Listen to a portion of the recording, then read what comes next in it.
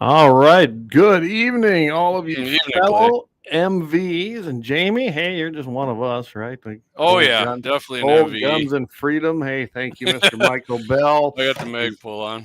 There you go. And of course, I got my old. I mean, this baby's getting wore out. I might have to get a new one. So yeah, we got some new few patches. people went through those. But things are. I tell you what, I'm just going to announce. I did this a little bit this last show. We do have our website that's being redesigned. Freedom Host is working on that. Her name is Heather. She does a great job. By the way, Jamie, she asked if I cared if she'd worked with our logo. I said, not at all. I said, don't mean we're going to use it. No, go for it. If she thinks she can tweak it and make it look even better, she says, I want to keep the guns and the patriotics. I was like, all right, sounds good. So she's on it, man.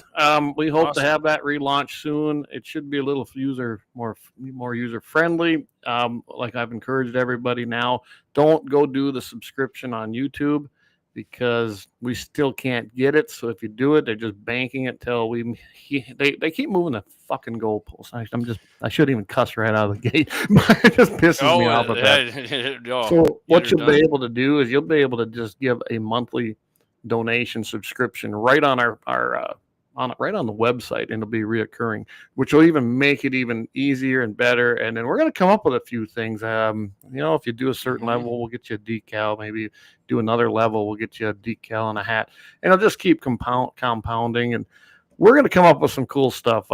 Jamie and I have been talking about this for a long time. Let's utilize that website if we're going to have it. So let's make it good. She's going to redesign it, make it look cool, I guess. So, hey, she knows a heck of a lot more than I do. Yeah.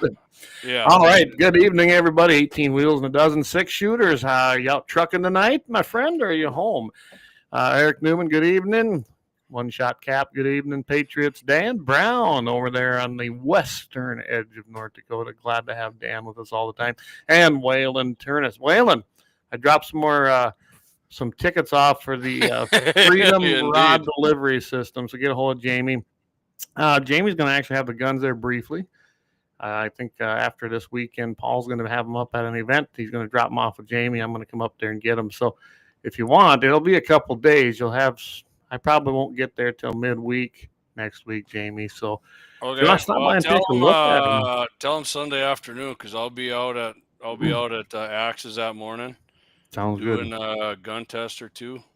You can do a handgun and wait till you see these, Jamie, though. I'm telling you. The pictures we had, fantastic, but nothing like seeing these things in person. So I believe it. Out well. I mean, pictures don't do me any justice either. So probably none of it.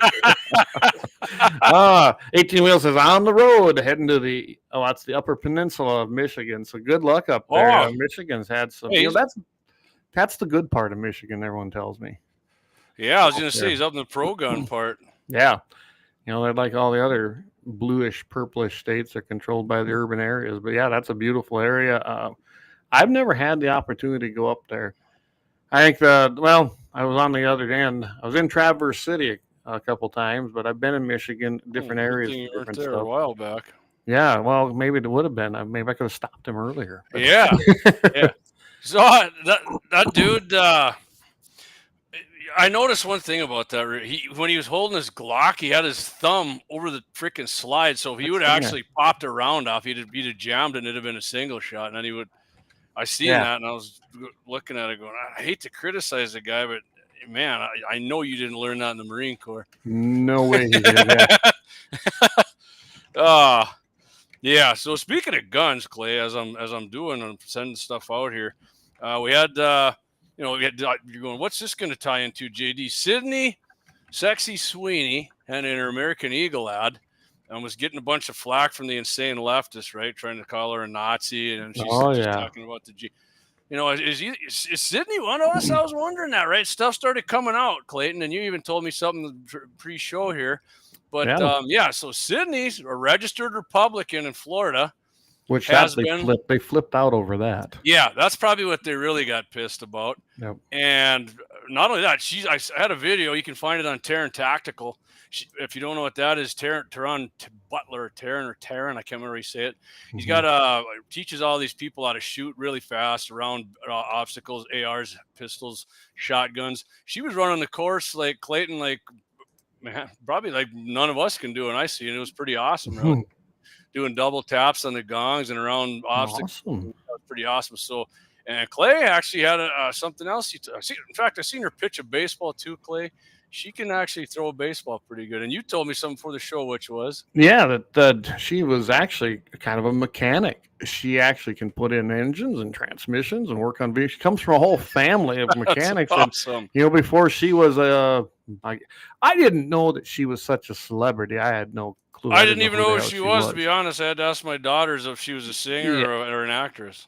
But I tell you what, knowing that even made her even better. I mean, come on. I mean, so yeah, Clay, if you're wondering, I just call her Sexy Sweeney. She's one of us now. She's one of us. And I will say this too, Clay. American Eagle, I never thought they would, but American Eagle is standing up behind her like a freaking brick wall. It is awesome. Yep. Oh, yeah. I've seen some of their responses, and they've been outstanding. Basically saying, we didn't know she was that sexy either. We're going to just keep doing commercials with her then. So basically telling the woke leftists to piss off, or to use your saying, Clay, go pound sand. Go pound sand. That's right. I'm glad to see it happening. I think we're finally seeing that pendulum finally swing. I really do. Yeah. So I hope so. I mean, I think it is. I'm not one who's negative about the midterms right now. I'm kind of with Michael Bell on that. I mean, what are the Democrats offering you? Nothing. Everything's going good. Oh, but what about inflation, JD?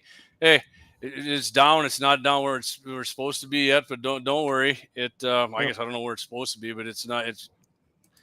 He can't do everything in overnight. So exactly, I'm not going to rattle off all the achievements he's did, because they're far too many than I can list right off the top of my head, Clay. Oh, I tell you what, all I have to do, you know me, I play and dabble in the markets, right?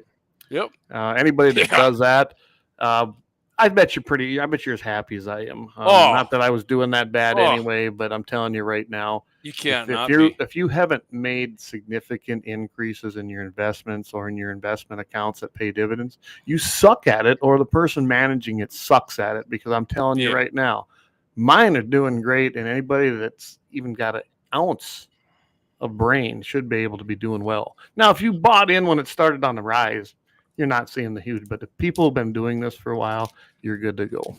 I made more money on mine this year, Clay, after it dropped than I ever have in any first quarter. Then so, all right, Clay, we got a lot of shit we're going to cover tonight. Go ahead. This one shot. Maybe Lauer Auto should hire. There we go. Perfect. I think that'd be a fantastic. I might find more idea. Shit wrong with my pickup and more often than. So, geez, so, tell you, before we go too far though, we didn't do this. Oh, that was good. So I will start her off here. The Second Amendment, a well-regulated militia being necessary to the security of a free state. The right of the people to keep and bear arms shall not be infringed. Try and take Sydney's and see what happens. I don't think that's going to go well. I don't. I like this one, Clay. I got to show this here from Lynette. They can have their Dylan Mulvaney. We'll take Sydney Sweeney all day, every day. Hell yes. Absolutely. Hell yes. What do we get from Matt there, the NDGOP chairman there? Says I'm launching a Dutch Tulips IPO later this week. Stay tuned.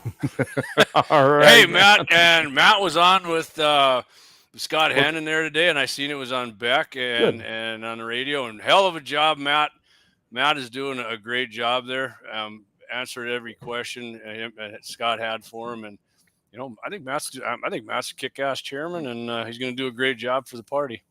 Yeah, and Matt, between you and me and Jamie, we're working on it. I don't know what to tell you, but the ball is not in your court; it's in the other side. So we'll keep you informed. We're still working on it. Yeah, and we'll have to get Matt back on here in the near future again. That was a good show we had with him. So yeah, it was. And Keith says Clay is the Nancy Pelosi in the stocks. Oh my goodness. I don't even know if Clay's making as much as Nancy was. No, because I do mine honestly, so I suppose I'm not doing as good. But yeah. So Clay, we got to tell you what we got lined up tonight. We do got a big show going right out of the gate here when we're done. Monty Trusty, that's somebody. Hey, what's up, Monty? Yeah.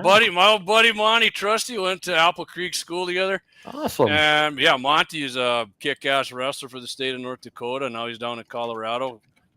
Great guy. Monty and I used to actually rule the recess football. He was down at Apple Creek Country School. Yeah. There you go. We had our own stat sheets. We were always trying to outdo each other. Good guy. Monty, appreciate you tuning in, buddy. So, yeah, a big show. And I bet we go 2 hours tonight, just so everyone knows. Guaranteed we go. So if you get tired and sick of us, come back in another hour and a half. We'll watch the numbers start going back. This actually coming in. By the way, hey everybody, I have not forgotten you over there. Welcome from over at Rumble. We appreciate you over there. Like, subscribe, all the good stuff. Do the same thing on all our channels. Hit our website because I want Heather to see the traffic that is there. And she's gonna if you go hit that like button, even if you're going to be here for 5 minutes. Hit that like button. If you're on the CommieTube, go ahead and like, subscribe, do all them good things because it busts those algorithms on all these social media. Absolutely. I can tell you that talking with her a little bit, and Jamie and I will talk about this as we may be able to actually put her in charge, and then she might actually be able to create us some of the Instagram and all them other ones that we're not on. So anyway. It's one of them things we've been talking about, and people keep telling me and Jamie, "How come you're not here?" Be back on the freaking Tiki Talk maybe. So Monty said Steelers Cowboys. Yeah, we always did that. Monty, he's down in Colorado, man. I'm drinking you guys' my favorite brand right now. Only in the Pounder. Some Rocky Mountain water there. Even when I poured into the right out of the Rocky Mountains, come in. It doesn't come out the other side. It goes in there. I went full out tonight. So. Awesome. All right, Clay. So here's what we're gonna hit. Yes. Here's what we're going to hit. 5 whitetail misconceptions. Clay's got Jim Acosta, a big leftist, used an AI interview with a kid that was murdered at high school down there in Florida to push gun control. Then I've always wondered about this one, Clay. The NRA had a good article. Candelas or lumens. I thought that was pretty good. It was short, but it was good. Yeah, nice short one. We're going to use that for a mag dump when you hit that one. Clay's got the best antelope cartridges. I like that. And the Army's testing AI anti-drone systems on their M4s. That's kind of short one too, but pretty sweet. And our man Mark McCloskey, hippity hoppity, get off McCloskey's property. He got his AR-15 back from the St. Louis Police Department. And then we're going to have the President Trump's message on National Shooting Sports Month, which is August, if you didn't know that. President Trump's got a nice message on that. We'll get that. And a happy ending chronicle coming to you from the city of brotherly love. I hate their football team. But they do have some players I like, but it's coming from there. A good one, Clay. It's a good one, which we're going to enjoy telling you that one. Well, let's get started on this whitetail, Clay. 5 misconceptions about whitetails. I don't know. I think a couple of them surprised me here, but we'll start out with first one here, which this one kind of surprised me, Clay. When do you think whitetails and deer in general? Well, I was always under the conception that a lot of times it took place mostly in November, but I can tell you that I didn't believe all of it took place in November because I could see the early stuff and the later stuff. So, but I was shocked when I was reading this. But it makes sense. Yeah. We always get those blinders on, right? Hey, we live in the Dakotas or the Midwest. We know how it is. Well, there are other areas with different seasons. No. Yeah. No. So yeah, I thought that was pretty good. Yeah. So all breeding. This is the first misconception. Thanks, Dusty. Just got a text from Dusty. Appreciate that, buddy. Oh, Dusty Backer there from. I dang near wore your shirt tonight, Dusty, but then I went with Cold Guns and Freedom. But hey, and with the seasons coming up, by the way, Dusty, and that's kind of, I saw you guys' post today, the new office of basically misinformation said CWD on there. So that wasn't exactly like that, but go check it out. It was on Facebook on their deal. All right, Clay. So most hunters, like we're just saying, excuse me, certain regions of the South, they have a later rut than the East, Midwest, and West, which I guess I knew that. Yeah, they share classic. That didn't surprise me. They share the classic November peak rut. Like I always thought November, right, when the rut was on, and then December I knew the breeding. But it might surprise you in the Midwest that does occasionally get bred as early as late September and the first few weeks of October, which, man, I didn't know that. I wouldn't have guessed that one at all. In fact, this Brian Murphy, a certified wildlife biologist who long served as the CEO of Quality Deer Management, said is based on fetal measurements and studies he and his other biologists have done. Those are seasonally polyestrous, which means their estrus cycle begins in autumn across most regions and can repeat as many as 5 or 6 times until they breed and conceive. Which, man, I thought that was a one-time deal for does, actually, to be honest with you, Clay. And that was Joe Hamilton there, the QDMA's founder. And whitetails breed in the United States from mid-July, which is weird, down in South Central Florida. Your boy down there, you guys went hog hunting. Yeah, well, and what's his name down there? Chris Hawk. Yeah. So down mid-July down there through late February and early March in some portions of the Panhandle in Alabama. However, most whitetails breed in October and November, with some activity occurring well into December, which, yeah, I've definitely seen that. Doe fawns become part of the breeding pool after November rut.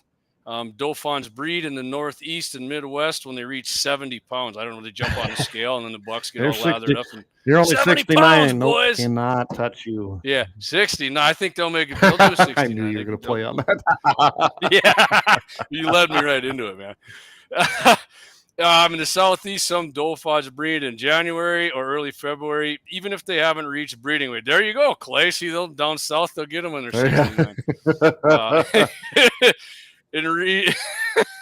In regions where breeding begins in October, November, some adult does are entering their 3rd or 4th estrus cycles by the time the doe fawns reach their breeding weight. So there you have it. That's based on scientific evidence from all. Eric chimed in here. Says a buck is looking for does as soon as their velvet comes off, and and knowing how the antler growth takes place and the velvet and the way the hormones come about. So it's kind of like, we're going to talk about that in that antelope article too.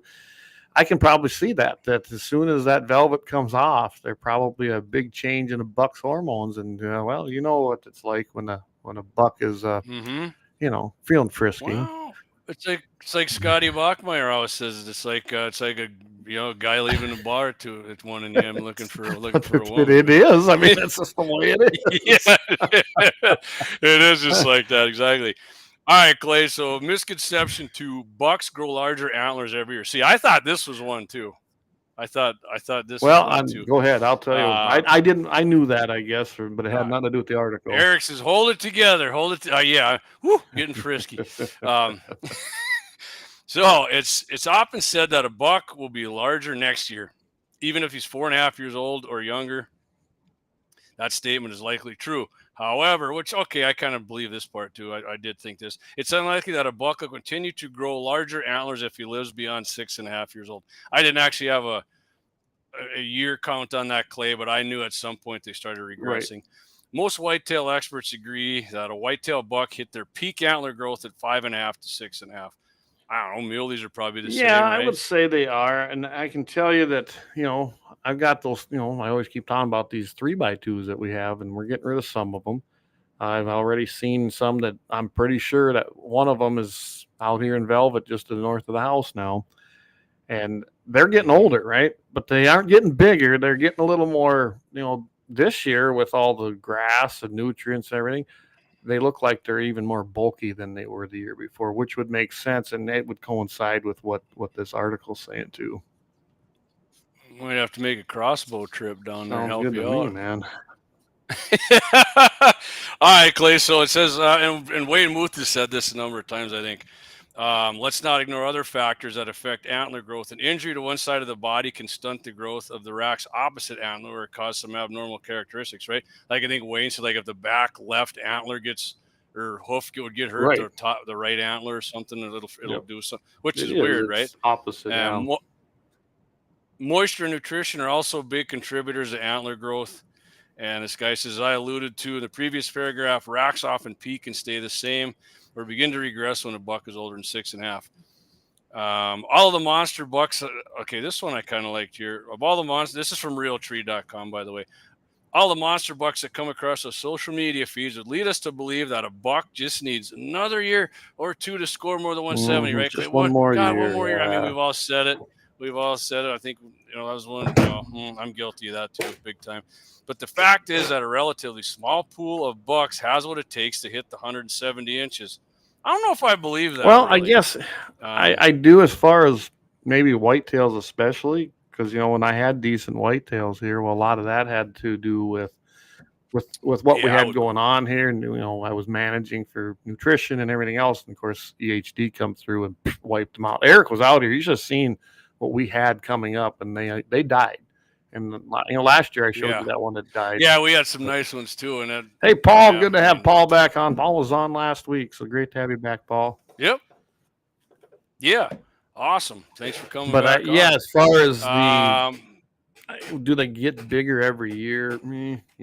I can tell you, looking around here, it looks like they get to a certain point, and they're just going to be as big as it's genetics. I mean, it's just like when we breed bulls. Yeah, just like a person has good some genetics. Some people are ugly, some are not. Yeah, some got big frames and they grow up. Yeah, some are Leons and some of them are other guys. There you go. So he says he shot more than a handful of 5.5-year-old bucks, and the three largest ones are measured just larger than 150. Austin says it's been forever, gentlemen. Hey, Austin, what's up, buddy? New dad, I do believe, too, there, Austin is. Yeah. So congratulations on that, buddy. Daddy. So he already had Yep. Maybe your hunting days are over for a while, he went through rut 9 months ago. You're home with mama and baby now. He went through rut 9 months ago. Congratulations. Yeah, he did. Yeah, he did. So, Clay, third one here. I got a comment up there. If we could control the East River hunters out west, we could have bigger bucks, and 3x3 muleys can't make it bigger. And that's what they're talking about, that 5.5 years. I'd have to look. I imagine it's pretty close for mule deer in that range. But you're right. There's a whole – we'll talk after you get through this, but there's a lot of factors, especially in North Dakota, the way they hand their tags out as to why them bucks don't mature. So I talked to a gal today. I knew she was a hunter, but they have apparently their family owns a farm on. I thought she was West River. She said, "Oh no, we're East River." She was just trying to say that you guys got all the dink whitetails and they got the big ones over there because it's all farmland and they're living off the corn. So I said, "Oh, maybe I never hunted South Dakota, but I can tell you there's been some big whitetails and mule deer in western South Dakota, especially down there in Perkins County. So, I don't know if that holds true. So this guy, number 3 here, Clay, does always have 2 fawns. I thought most of the time, I don't know about whitetails, but muleys, I thought. Well, right? It's again, here's what I have seen this year. I have seen more fawns as a whole. We have had a ton of rain. There's a ton of forage out there. I can definitely verify that just with, being out there haying. But I have seen more triplets this year than I've ever seen. Yes. Now, really? Last year. On muleys or whitetails? Both. In fact, I've seen more whitetails move in this year with does with young ones. Just about all of them they got twins. I haven't seen a single, just with a single one yet. But I've seen just every single one at least has twins, or I've seen a higher number of triplets. Now, it hasn't been like astronomical, half and half, something like that. But I mean, I've seen probably 6 sets of triplets, and I've never seen 6 sets of triplets in 1 year. Wow. That's between mule unreal. deer and whitetails this year. That's phenomenal. Which tells me that Mother Nature's taking care of itself. I mean, they understand. Basically, the conditions are right. So which, yeah, you're gonna find out here in this next one, Clay, that you're right here. So this Lindsey Thomas Jr., the National Deer Association, says he's speaking of whitetails here. All does are limited to 3 fawns, although triplets are rare. And I'm like, not at Clay's place here this year. I mean, I bet you before that, I've seen 1 set in 5 years, maybe. So, yeah. Yeah, no, that's crazy. I mean, I've never seen that at our place. He says does have even been documented as having 4 or even 5 fawns, which I've never even, hell, I ain't never even heard of that. I've never seen it. Yeah, he says commonly though it's 1 or 2. He goes on here. Whitetail pregnancy rates and the number of fawns per pregnancy are strongly related to doe age and the herd health. Single births are more common among younger does in their first ever pregnancy. Most healthy adult whitetail does give birth to twins. In lower quality habitat or areas where deer density is too high, twins are about as good as it gets. In higher quality habitat where deer numbers are in balance with available nutrition, as many as 15% of adult does may bear triplets. Oh. Yes, fewer does in quality habitat actually recruit more fawns than overpopulated does in poor habitat. That would make sense, right? So more deer doesn't necessarily equal more fawns, right? That's what he's saying there. That's why you might see in a poor year with fewer deer, Mother Nature kicks and God takes over, right? Okay, we need to repopulate. Now we're going to give you triplets. This year, like I said, though, I can tell that it must be because of the good year we've had. We had an easy winter last year. And like I said, I have seen more triplets than I've ever seen. But I'm glad to see it. We'll see how that plays out this year. But yeah, well, in the next couple of years, you could be. Well, I was really happy to see the whitetails back. And they're over on the cross. Yeah, them 2 quarters. My favorite 2 quarters. That's where the whitetails are. And that's where I've seen the most does in general, whitetail and mule deer, with no less than 2. And like I said, I've seen some triplets. So I'm really optimistic if we have an easy winter again, let's have a normal one. We're going to be in good shape around here. And I left a lot more cover on the ground this year for them. I was like, you know what? I don't need to cut that. I don't need that for hay this year. So they've got plenty. Yeah. They got plenty of cover this year. That's for sure. Austin says, Eric says number of fawns goes by the nutrition. I think so too. Austin says, speaking of rain in eastern North Dakota, holy crap, 5 hours. We got. I heard about that. I saw that. Yeah. Ditches are full. Fawns are going to be learning to swim early this year. So. In a nutshell, he says, boils down to good habitat, good nutrition. Pretty much. And Corey says we could get bigger bucks if we could keep the idiots out of here. And Corey, where's he at down? Yeah, he's south of Lemon down there and surrounded by public access land, illegally owned by the government. You know how I love that. Anyway, there's tons of that out there, and it gets hunted so hard, and they don't care. They see something, they shoot. They're weekend warriors. They come out here. They got maybe 3 days, maybe took an extra vacation day. Gets towards the end of their trip, and boom, they're taking that first thing. And we're gonna talk about a little bit of eating and a little bit. We got 2 short segments left, Clay. I tell you, 8:30. Why don't we hit our first ad and come back? We'll finish this up, and then we'll get into your boy Jim. McCloskey. Because I want to talk a little bit more on your stuff and why I think that. Yeah. I got two left here. We'll hit when we come back, and we'll be right back with Lauer Auto.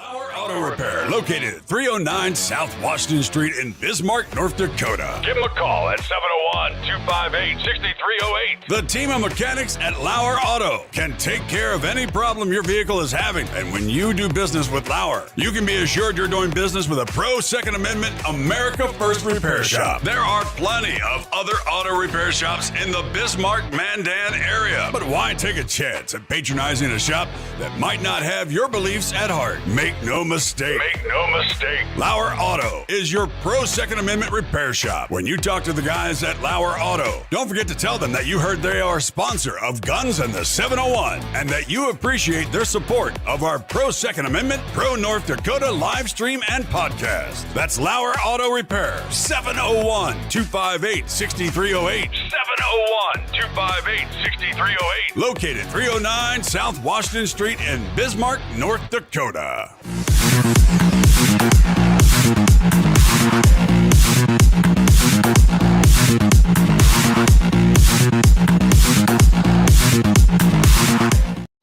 And we are back. I do love that little coming back. That was a on. jammer, yeah. man. That's a And banger that's there our coming boy. back with a 45 Yep, that's round our coming boy out. Deke on there, always doing the background audio on that. And I actually got asked this the other day, what happened to Mike? I said, Mike's still with us. Mike is just right now. I don't know if he's going to come back on as a co-host, maybe a sub once in a while, but he enjoys doing the other stuff. So, hey, let's let him do it, right? He enjoys doing it. He's still part of the team. Co-host So. here. You see it on the screen. Clay and I got our fancy new co-host names on there. Yeah. I just noticed that. Is that something new? Yeah. It is. I saw that right away. I was like, Yeah. what's this crap? Now, am I going to have on here? But I didn't. Yeah. So when I said crap, Clay, you wouldn't believe how many people in the comments on that elk video I put on there, which is damn near 300,000 views. What do you mean crap? And people like ripping into me. I'm like, it was just a freaking word, more like, man. Would you whoa, not saying rather than yeah, man. I couldn't believe it. I'm like, what in that? What? Where are you from? I don't know. Thanks for watching. But all right, let's finish it off here, Clay. Misconception number 4 here. Older deer don't taste as good as younger deer. Yeah. And, he said he constantly hears statements. It'll be a young deer. It'll be nice, tender one. He's only forky, but it'll taste good. I've heard these a bunch of times and said it too. But, this guy says taste. He's close. And he says the 5.5-year-old buck he shot almost just as tender as a young one. So, and I can tell you, Clay, the biggest mule deer buck I ever shot and made some of the best, biggest and oldest for sure, best deer sausage I ever had. So the best I ever had was my bull buck kill I got, my whitetail. But that big old muley was, just a hair behind him. I can't say that I've had. It's all in prep. It's all in prep. I liked what the guy said in the article. Don't gut it. Throw it in the back of your pickup and drive around for 3 days while you're getting for another one. Don't do that. Yeah. Take care of it. Do it right away. If you're antelope hunting, we always carried ice with us. I still do today. Even though I'm right here on our own land, it's time is ever. Get that hide off it. Let it start cooling down and get some ice on it. That's the easiest way to do it. Or if you can, sometimes I'll come home and I'll hang it. I'm talking antelope, deer. I don't usually have that problem, although we've had a couple deer seasons that were warm. But take the hose to it and just let water run over it, cold water. It's all in the prep. I can't say that I've ever had anything that was gamey per se. I can tell you that I've had some bigger bucks that maybe were tougher, but as a whole, it's all in the prep and how you cook it. Don't take any of it and just cut out a steak and throw it on the grill. I know Eric's going to disagree with me, but I don't care for it that way because there's a lot of things you can do with it. I don't either. Not deer. I don't like grilled. I like to be able to either marinate it or add some things to it or smoke it. And now he made some great stuff when we were down there, and he smoked that and put it. That was really good. So Eric knows how to cook it. Don't get me wrong, but I'm telling you, it's how you prep it and how you take care of it, and then how you cook it. It's all in that. So he says avoid touching the tarsal Absolutely. gland. Don't put that in there. That's on the inside of the back legs there. Generally, right, I cut it off. Yeah. You just avoid touching that stinky bastard when you're loading it. Yeah, don't touch it when you're loading it. Yeah. You'll ruin a pair of gloves for good if you just. I've ruined some good hunting gloves grabbing mule deer. Oh, brutal. And I got to say, too, I'm not.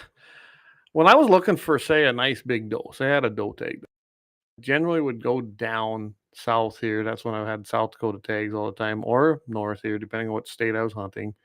And I'd go on the cut cornfields. And yes, those deer had a little better flavor. Now remember, wild game is never going to marble like beef. This is what I get a kick out of.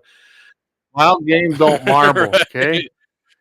Yeah, don't think you're eating a freaking piece of beef. No, you don't there. want to eat marbled. If you're getting that kind of marbled wild game, you don't want to eat it because it don't taste good. Hey, if you want to eat beef, Clay, just go buy a Right. beef and don't go hunting. Exactly. So, Right? but I can tell you that whatever they're eating changes the flavor. I can tell you the mule deer that I've shot around here versus the ones when I'd go out to Colorado and Wyoming hunting back in the day. Those tasted, you could tell they were around sage or something like it, and it came out. Eat a whitetail I shot in the Badlands. They taste like sage too. When I used to go down to the Black Hills and hunt deer, they would actually have kind of a piney taste to them. You know, it's where they're from. I see I Kenny. like the smell of pine, not the taste. Yeah, I just saw that Kenny's coming again. Black Hills mule deer taste like crap. I think it's the pine needles they eat. The Eastern North Dakota whitetails taste like beef. Yeah, I mean almost. it's what they eat on. There's no doubt about it. I know I said it before. I'll say it real quick. The antelope that we shot out at our place compared to even down south on Standing Rock when I shot, or the res tag, or the one I shot at Scotty's, the ones at our place that live in the alfalfa fields constantly, way freaking better tasting. Way 100%. I mean, that's just And a they fact of love life. alfalfa fields. Many. My dad shot many deer in Wyoming, and he said, "You eat them down there," and he goes, "They're definitely sagey." They do. They have that sagey taste to them. But you know what? There's ways to cook with that. He's a coyote. He ate it anyway. So Yeah, I mean, there's ways to make it taste good. It really. Hey, Josh, good to see you. Josh has been kind of busy here. I see. I seen they must have been on a little vacation. Yeah. Derby season, baby. So let's finish this off, Clay. Whitetails or whitetails, and what he's saying by this is, you see one whitetail, you see them all, right? No. Not exactly, because various subspecies exist across the landscape.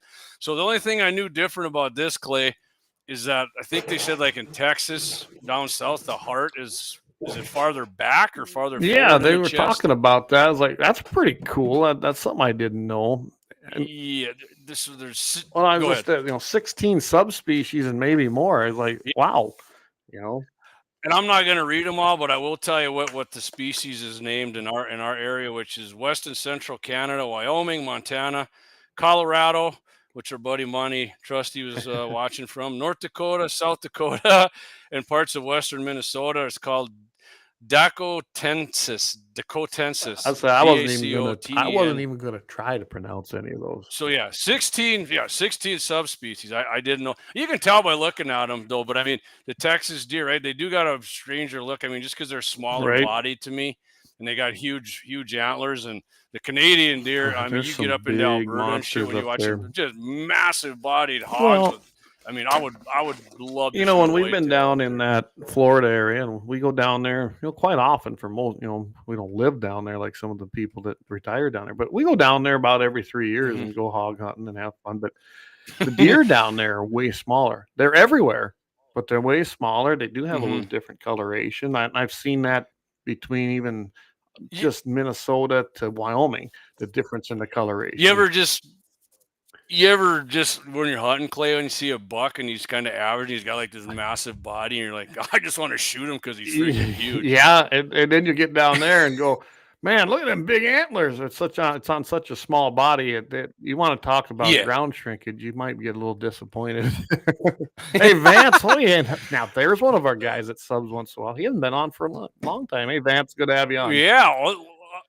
I'm going to catch up on some of these comments, Clay, and then let's get to. So Lynette says, like, wild hog is gross. It has little round fat balls in the sausage. They made us puke. Yeah. I mean, I ate Scotty's wild hog. Somebody screwed it up on that. We've done a lot of wild hog. Tell Dougie to lay off the fireball when he's making you hog sausage. I was going to say, I imagine that was from the... I imagine that was from the stuff that he brought home with him from the hog hunt. Someone screwed up your sausage, because I've done a lot of wild hog.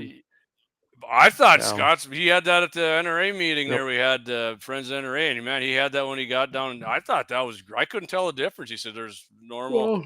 farm raised hog and wild, and I don't couldn't remember tell the last difference. trip. It seemed like we cut some up and we, did some deep frying with it and whatnot. But we've done that several times down there. And now them great big boars, they aren't worth cutting up. I'm telling you, they just aren't.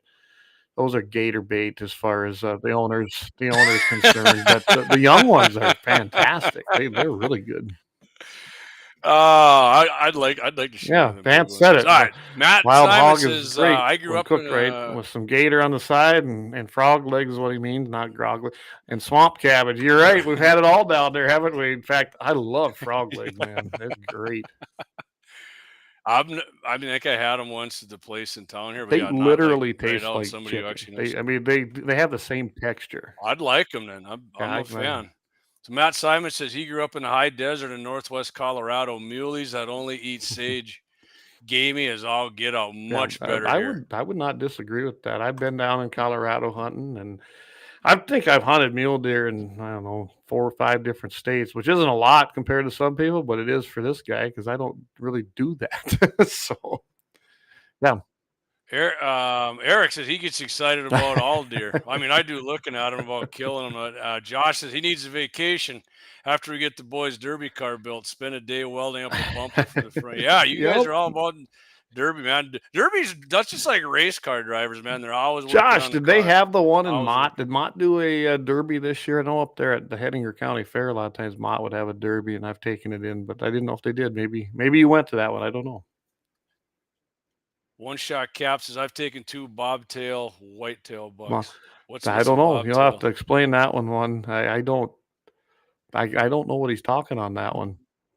Dougie says he didn't make any sausage out of his first trip to Florida. We had There it you made. go. All right. So shit, you probably did get gator meat sausage. You got something wrong there, yeah. Yeah, possum sausage. Yeah, I don't know what to tell you because, well, you know what? Maybe that's our goal on our next one. We're talking about going next year, and we'll try to get you some good gator or some. I'll get you some of that too, but we'll get you some good wild hog, Lynette. Luke Sabat says wild hog liver sausage tastes much cleaner compared to the domestic hog. I mean, could. I don't know. I don't eat liver out of nothing. I'm not eating filters, man. I'm not a liver man. Eric Newman in the comments. Luke, he'll eat liver with you all day. Will. He's a liver connoisseur. I just had a story I allowed comment there. 18 wheels and a dozen 6-shooters. I, for one, like small body with a big rack. he likes he likes their gala. There you go. Yeah, I bet he does. He says they have no tail. Okay. Oh, okay. All right, Clayton. Let's move on. Jim Acosta. Oh, yeah. I don't know. Was he on CNN or ABC? What news thing is he from there? Commie News Network, CNN. Scumbag leftist pieces of crap. He's been unemployed now. Oh, man. I couldn't believe this when I heard this, honestly. So Jim Acosta, he likes to call himself a journalist. I wouldn't call him. He's a leftist ideologist that spews crap. 100%. Well, you remember that little Parkland shooting thing we had in 2018, which was bad. 17 of them, or 17-year-old victim. He lost his life, and I think there was 16 others or something. It was not a good thing, okay? None of those shootings are a good thing. But they decided, and his parents, here's what's worse. This kid's parents, his name was Oliver, Joaquin Oliver. They made an AI-generated version of their son. They're the ones that initiated this. Well, they decided to team up with this commie and have a virtual, essentially AI interview with a dead man. That ought to work good, right? It was AI generated. Oh, I mean, they think he would have been 25 years old this year, and they did this interview, and Acosta was like, "Oh, this is awesome." Basically said, "I love this because it was just like I was talking to the real guy." Well, an AI generated program is an algorithm. And it's only going to give you the answers based on the input that's been entered. Okay? If your whole goal is to say, yes, if I was alive today, and that's what they said, they even asked the question of the computer. That's not the person. If you watch this thing, they treat the AI generated version as a real person. It's just kind of ridiculous. Mm-hmm. They asked these questions about what you would do. And he goes, I appreciate your curiosity, because he literally asked him about it, what he thinks should have been done. And the AI voice, he said, what happened to you? The AI voice continued, I was taken from this world too soon due to gun violence. Yeah, I'm sure that anyway, while at school, it's important to talk about these issues so we can create a safer future for everyone. Then Acosta asked him, what is the solution to gun violence? Typical leftists set the terminology, set the ideology, and set the thought process, and then ask a question to back it up. Well, imagine this. The avatar says, I believe in a mix of stronger gun control laws, mental health support, and community engagement. Gee, that sounds just like every leftist that wants gun control, right? This was so stupid. It was fabricated, of course. It was meant to have a predetermined outcome, but to play on the life of a 17-year-old boy who was killed and then say, okay, he'll be 25 years old this year, and this would have been his thought pattern. Essentially, what a disgrace to his memory. I don't know about you, but I was a completely different person from 17 to 25. There's no way on earth anybody could eat.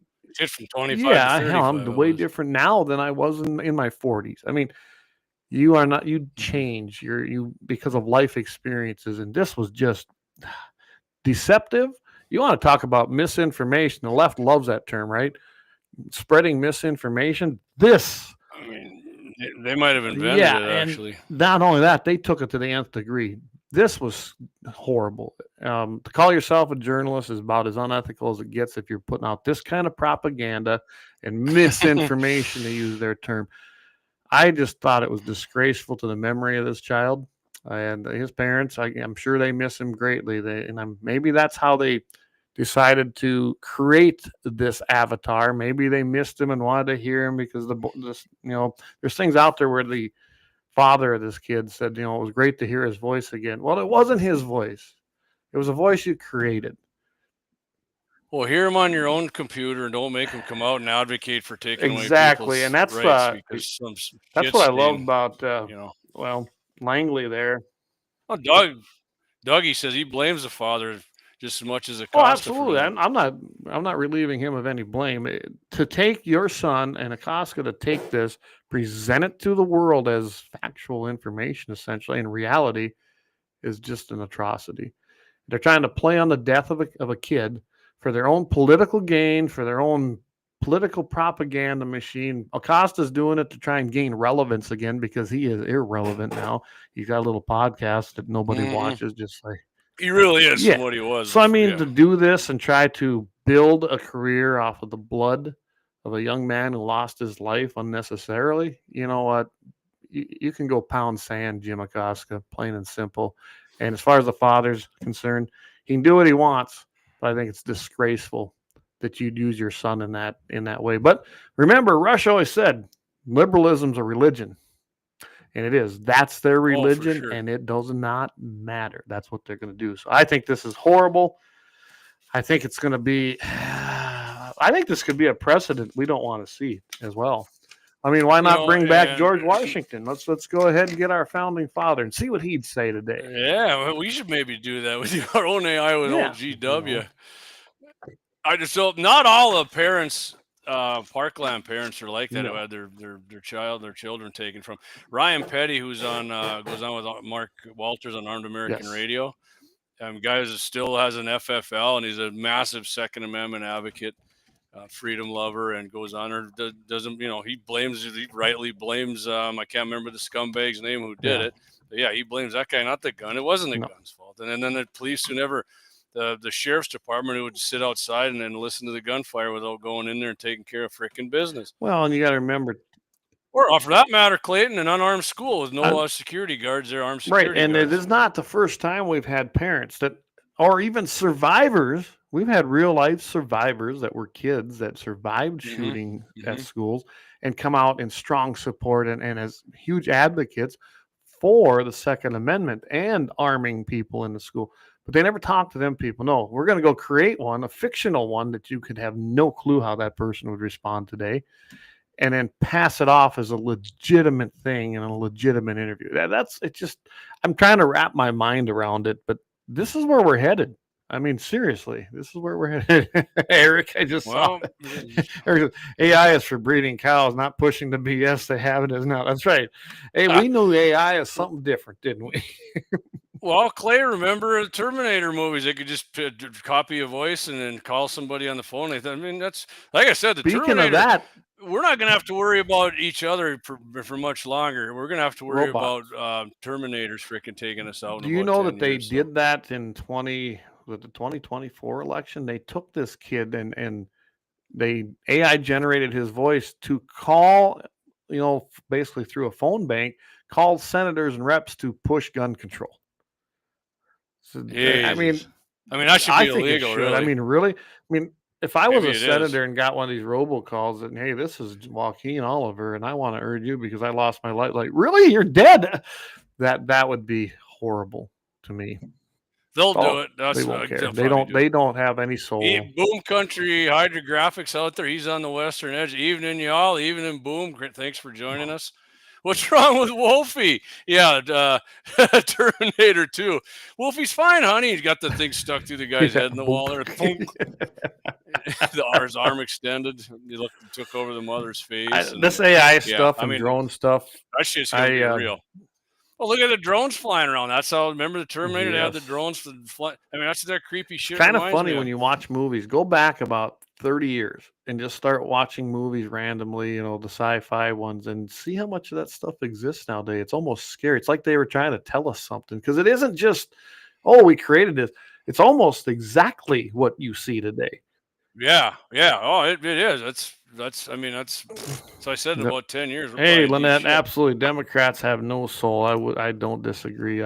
Like Rush always called it a religion or mental illness. He used to catch a lot of hell for it. I miss Rush. I miss listening to him because he called them out all the time and called them what they were. Oh yeah. And this AI stuff. And you're going to have an article about it right now. What they're doing right there. And I remember when this was first being talked about with the military, it's scary stuff. I know what it's meant to do. It's meant to save our troops and make their job easier.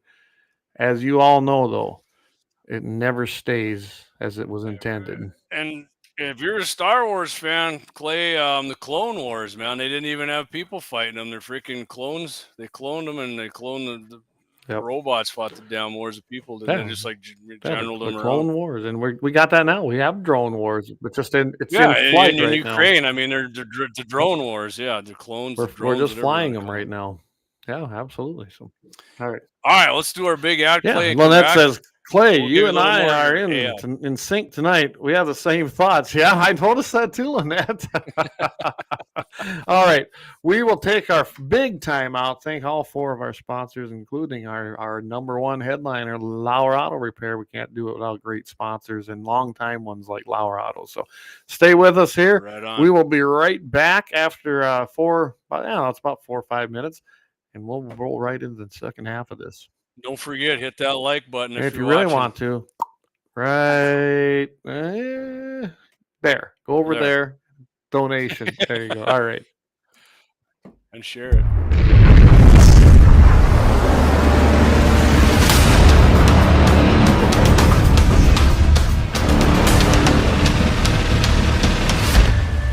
Lauer Auto Repair, located at 309 South Washington Street in Bismarck, North Dakota. Give them a call at 701-258-6308. The team of mechanics at Lauer Auto can take care of any problem your vehicle is having. And when you do business with Lauer, you can be assured you're doing business with a pro Second Amendment America First repair shop. There are plenty of other auto repair shops in the Bismarck-Mandan area. But why take a chance at patronizing a shop that might not have your beliefs at heart? Make no mistake. Lauer Auto is your pro Second Amendment repair shop. When you talk to the guys at Lauer Auto, don't forget to tell them that you heard they are a sponsor of Guns and the 701 and that you appreciate their support of our pro Second Amendment, pro North Dakota live stream and podcast. That's Lauer Auto Repair, 701-258-6308. G&T701-258-6308. Located 309 South Washington Street in Bismarck, North Dakota.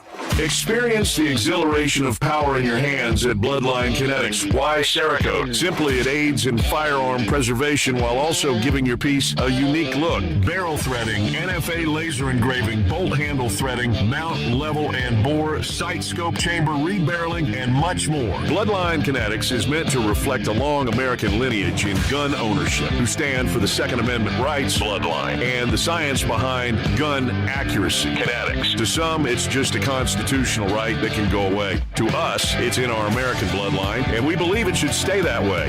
Here at Bloodline Kinetics, we understand that hunters, sportsmen, women, and gun owners should have a quality firearm. Stop and see us at 2008 Morrison Avenue 2 in Bismarck, North Dakota, 58504, Monday through Friday, 8 a.m. to 5 p.m. Call 701-390-7997.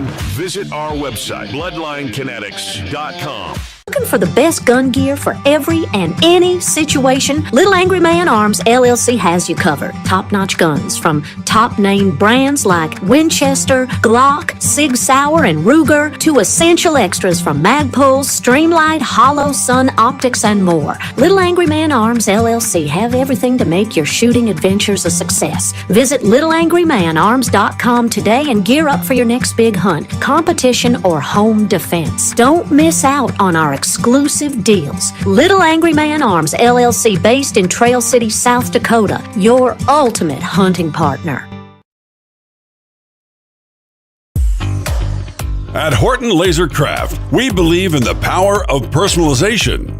Whether it's a cherished memory, a special occasion, or a unique gift, our custom laser engraving brings your vision to life. Our expert craftsmen and state-of-the-art technology ensure every piece is a work of art. From personalized decor to one-of-a-kind keepsakes, Horton LaserCraft makes every moment unforgettable. Horton LaserCraft is owned and operated by a local veteran and his wife located near Thunderhawk, South Dakota. They provide custom laser products at a reasonable price, and their turnaround time is fast and efficient. Custom board cutting, glassware, decanter sets, mugs, assorted stainless steel jewelry, assorted tags, decor, custom acrylic nightlights, and much, much more. Call them up at 605-545-7535. Horton LaserCraft, where memories are engraved.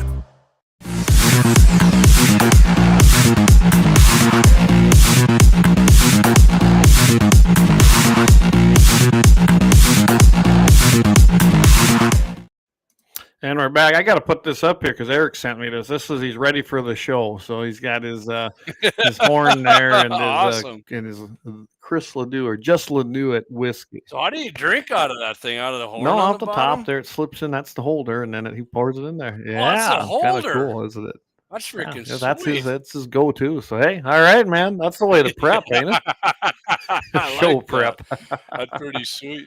That's pretty Oh, sweet. he's right here. It says, Yeah. watch the show The Simpsons. There's so much crap that was showed 20 years ago, and it's playing out. And it is. I've seen whole documentaries, and Yeah, that and the Family Guy, apparently. I've never it's watched like, the Family oh Guy. but I man, what do. did they know? Or yeah, it's kind of, yeah, I don't know how else you explain it. Someone had to know something. So Yeah. all right. Yeah. And by the way, if you get a chance, please support all our sponsors. Keeps Clay and I doing this and paying the bills. Absolutely, and it's not getting any cheaper, is it? No, unfortunately. Hey, do you still got some of these on up there? Like Okay. 3 of them, man. I'll have I to bring need you some more. when I go. Okay, see, is You got to get your hand Oh, behind I it to make it suppose. focus. that better? There they are.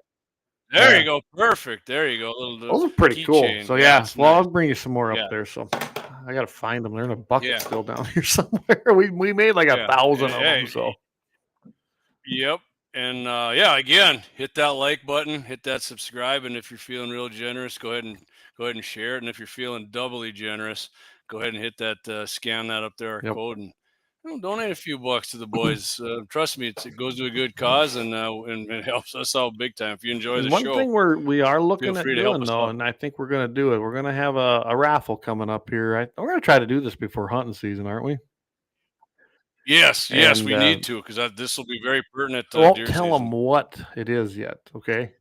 Hey, thanks, Michael. I love mine. We all love them. Michael Bell. Let's put that up there. Yeah, there you go. Michael Bell there, Dakota Mornings. Cool shirt. Cool Clay. shirt. Yep. We were talking about him earlier, Michael. It's a very popular shirt among my side of the family. My son wears his all the time, and I grabbed another one while I was up there Monday, Michael, because he gets it dirty real fast, but that's okay. He wears it everywhere, and he loves it. Of course, you know, as Jamie calls him, he calls them biceps, and the kid is pretty freaking built. Yeah, got a set of biceps. Looks like he sewed a yeah, no kidding. So he wears arm. that. He wears a small, and on purpose because he wants it tight, you know. And oh yeah, good for him. I have no doubt that's one of the shirts he'll have on when we go up to the Grant County Fair next weekend. So. Love it. Love it. You're right, Lynette. You're my favorite hostess, the hostess with the mostest. Absolutely. She does a fantastic job and takes care of all of us when we're up there having a good time shooting. So, yeah. And we are going to be doing some more. I'm pretty much done hand, Jamie. So we got to start planning one. I think, you know, soon. Yeah, so. yeah. We'll start working on one soon here. I think we might end up doing the prairie dog one or the antelope. Or maybe come down for September. You got to get the antelope gong, man. Yeah, and I'm hoping to go over there possibly this weekend and pick that up from Whalen. I have basically a full life-size antelope gong. And I want to bring that up to Axes because I think we'll get way more use up there. So. Oh yeah, that'll be fun. All right, Clay. So let's continue on here with the AI. Yeah. Short little story here out of Shooting News Weekly. Speaking of formerly nicotine stained hands, no. Yeah, formerly Copenhagen. Yes. Kodiak stick figures. The system's called the Smash 2000L. They never said what Smash. I know. I was looking for that too, and I could not find it. Yeah, developed by Smartshooter Limited, which is a defense technology company based in Yagur, Israel. Oh God, a lot of people get butthurt because we're friends with Israel. I don't. The firm specializes in fire control systems designed to improve small arms accuracy and lethality in complex battlefield environments. The Smash 2000 represents a lightweight, compact iteration of the company's proven Smash technology. And I've seen this on the gun. It almost looks to me, Clay, like a night vision. Yeah, I'm looking at it right now. Really. It does. It looks. And I'm not sure how they get this thing into the trigger, but you'll see what I'm talking about here. Hear what I'm talking about shortly. Specifically engineered for integration with standard assault rifles, which this is an M4A1. It's your assault, that's what they call them, apparently. It allows operators to effectively engage not only ground targets, but also small unmanned aerial systems, drones and Terminator machines and whatever else they're going to put up in there, which pose growing threats in modern combat zones. The core of the Smash 2000L system lies in its electro-optical targeting suite paired with the AR-driven fire control mechanism. Right, so the electro-optical thing is what's going to get on target, and the freaking AI, which you'll see here, is going to control. Right there. Right. Yeah, it looks like you got a night vision thing on there. It's kind of cool.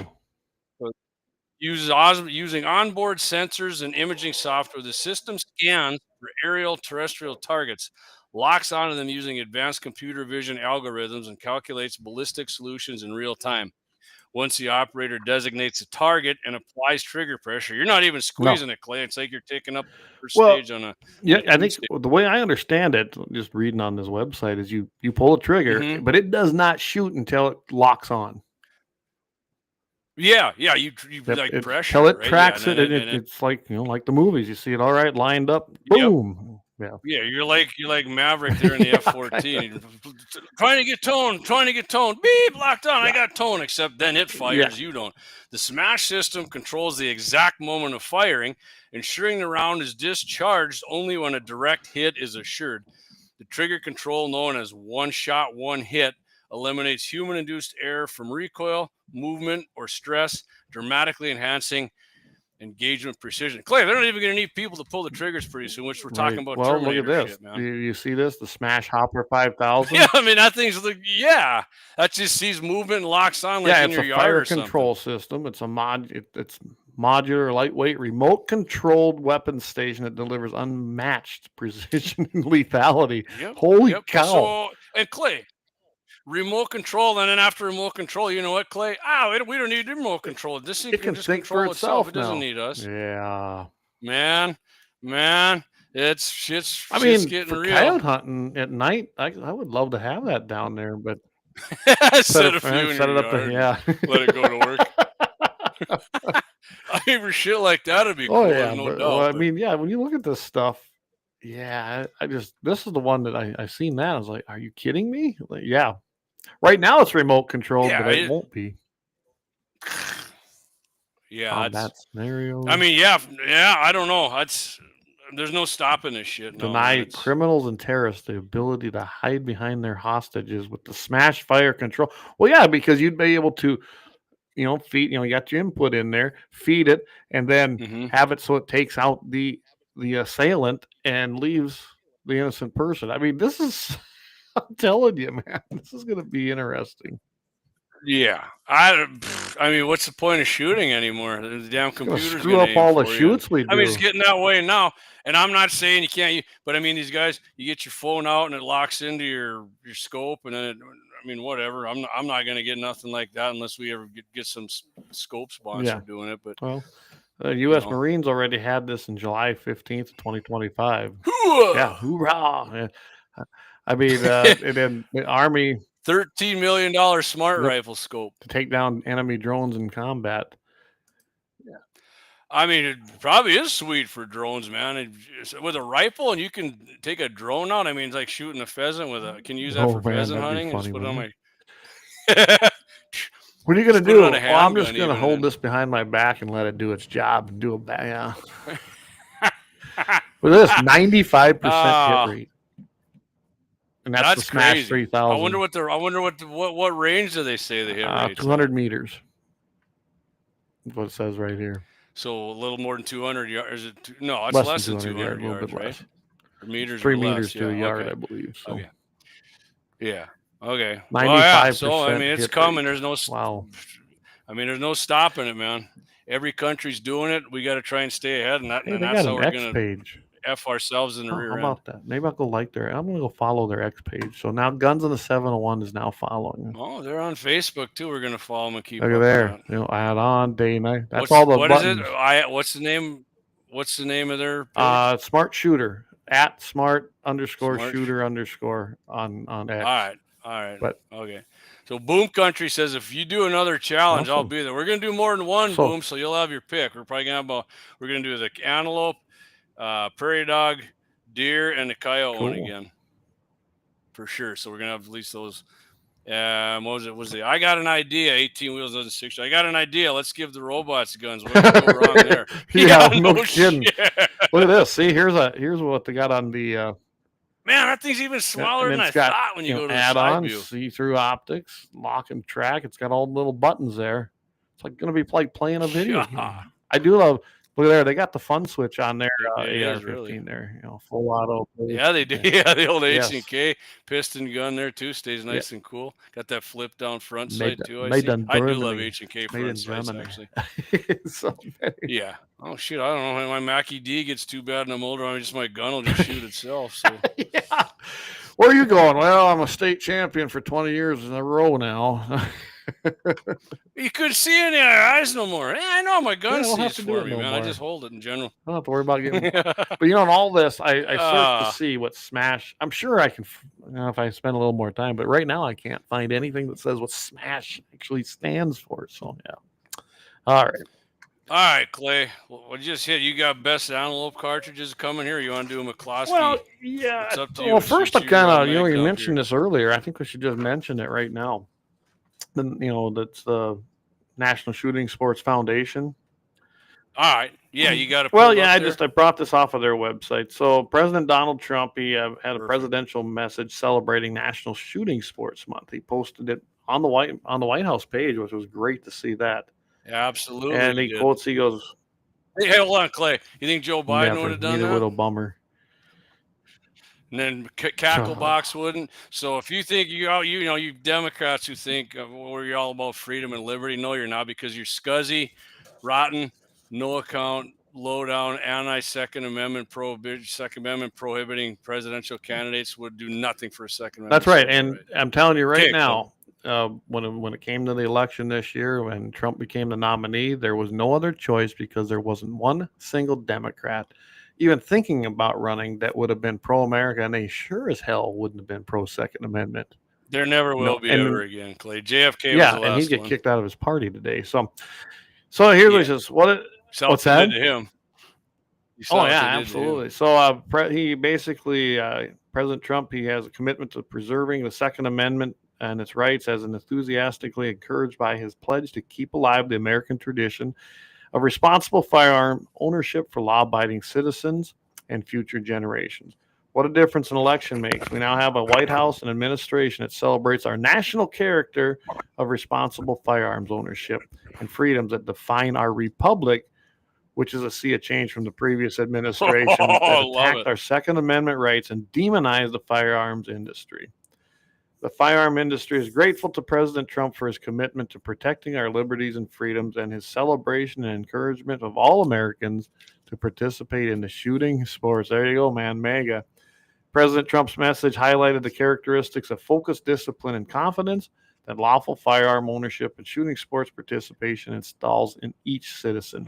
President Trump also reiterated his promise to defend the Second Amendment freedoms that he made during his campaign for office with his recent National Shooting Sports Month message, when he stated, "For as long as I am president, the federal government will abide by the premise that the God-given right to bear arms shall not be infringed."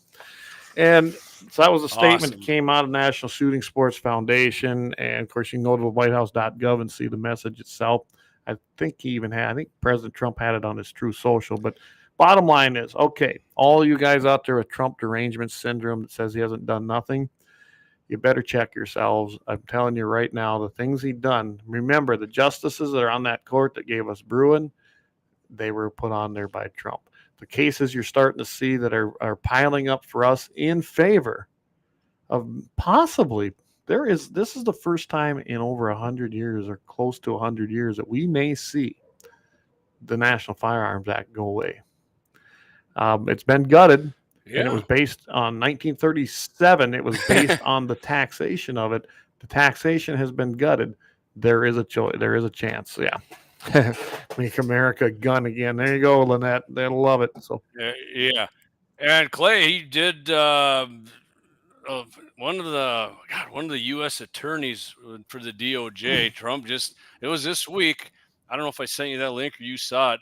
Instructed him to start looking into which gun control laws that are going to be unconstitutional, if they can do something about it. They're working on it. So. Remember, everyone thinks that nothing's being done. The man's only been there 6 months. Come on.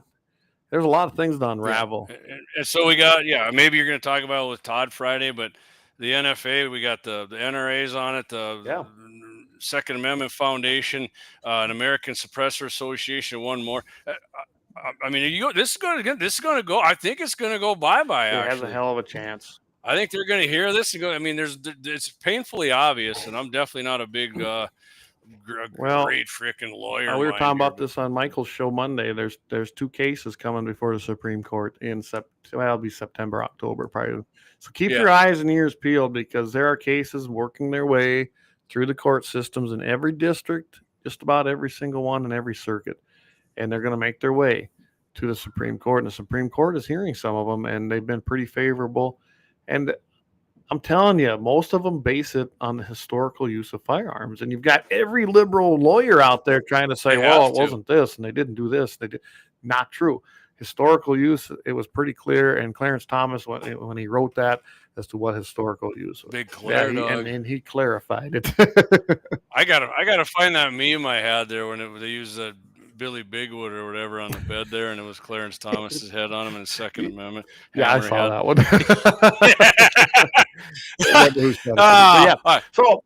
So anyways, just to tweak out the ones who don't believe anymore. Believe it.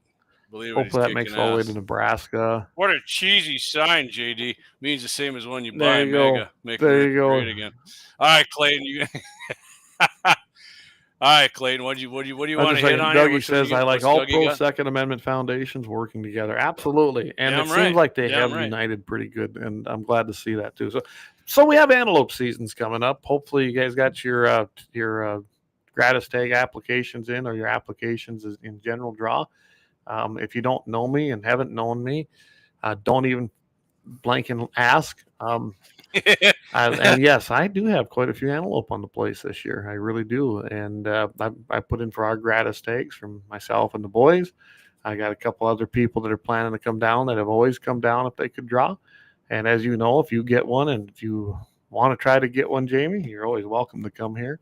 But because of I actually put in Scott's unit because he said he guaranteed me under an hour again. I don't know if I could guarantee that, but I can tell you this: I've got more antelope on this place this year than I've seen in a long time. So I'm really happy. Well, you didn't mention that to me before I applied, Clay. Well, I didn't really start seeing them here until about the last 2 weeks. They started finally showing up, which is how they always do. But I'd never get down to Scott's anyways. I'd be more than happy to go down there and just have fun. Oh yeah, hell yeah! So, and they do got a lot of antelope up there, a lot more than I've got. So anyway, those of you that saw the 160 tags for my unit, though, don't believe it. There's not that many. I mean, they're here. They're better than they were, but that 160 tag thing, yeah. I'm telling you, unless we've talked before, and especially my first question to anyone that stops, I'll be like, well, did you put your testimony in or go up there and testify against the backcountry homos and Sean Cleary's bill? And if you didn't, then move on, because that's a horrible bill. Yeah, you know what I think of those guys. I'm sorry, that was good stuff. I'm sick of that damn group, and they're not going away. And they are not our friend. They're not your friend. They are not the friend of the hunter or the landowner. And they act like they are just holier than thou. Yeah, kiss my ass. Okay. Whoa, well, and hoping to draw. He's got 8 points. Holy So anyway, shit. That's why I brought this one up, because, hey, I thought it was pretty cool. Let's talk antelope and antelope cartridges. And I'm not going to go through everything in this article, because I think I wanted to focus more on, what would you use and why would you use it? Now, I can tell you right now, my big thing, I used to hunt way more antelope than I ever did deer, Jamie. That was my thing. I loved hunting antelope. I've got a couple nice big ones and got a lot of European mounts, but I mean, I've got to have a big one to mount it. And I took some nice ones out in Wyoming too. But you want to go get speed goats? They're everywhere out there. If you can't fill your tag out there, it's just because you didn't try. I mean, they're pretty easy to fill. I took my 270 primarily. I also used my 6mm Remington, and I love both them guns. That was my two main antelope hunting rifles. What was my 270? One? And okay. What grain bullet would you? I was just using the same deer load, my 130, and it did the job. Somebody say it was overkill, but honestly, it didn't really do much. I mean, man bun haters, just hang on. When I get my say here, you're gonna. Oh yeah, and I'm not gonna disagree. I think the 6.5, it's probably a very good cartridge. But you got to remember that wasn't even around when I was doing my hard. Right. No, I was thinking for sure 270 would be. I mean, this.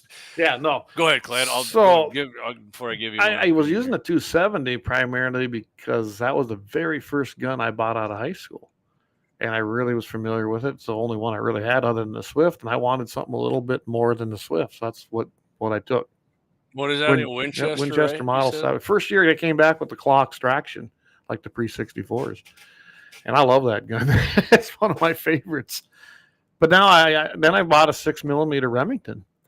I fell in love with that gun because it was just as flat shooting. It didn't take near the powder and the recoil. And, they talk about that in the article. So for everybody who doesn't know it's 6mm, it's like a 243. Same bullet, right? Same exact bullet. Yeah. And I had a lot of luck with that. Never had any issues with it. Dropped many an antelope with it. And I never... Very flat shooting, especially 200 yards. And in all honesty, I don't think I really shot a lot of antelope past that.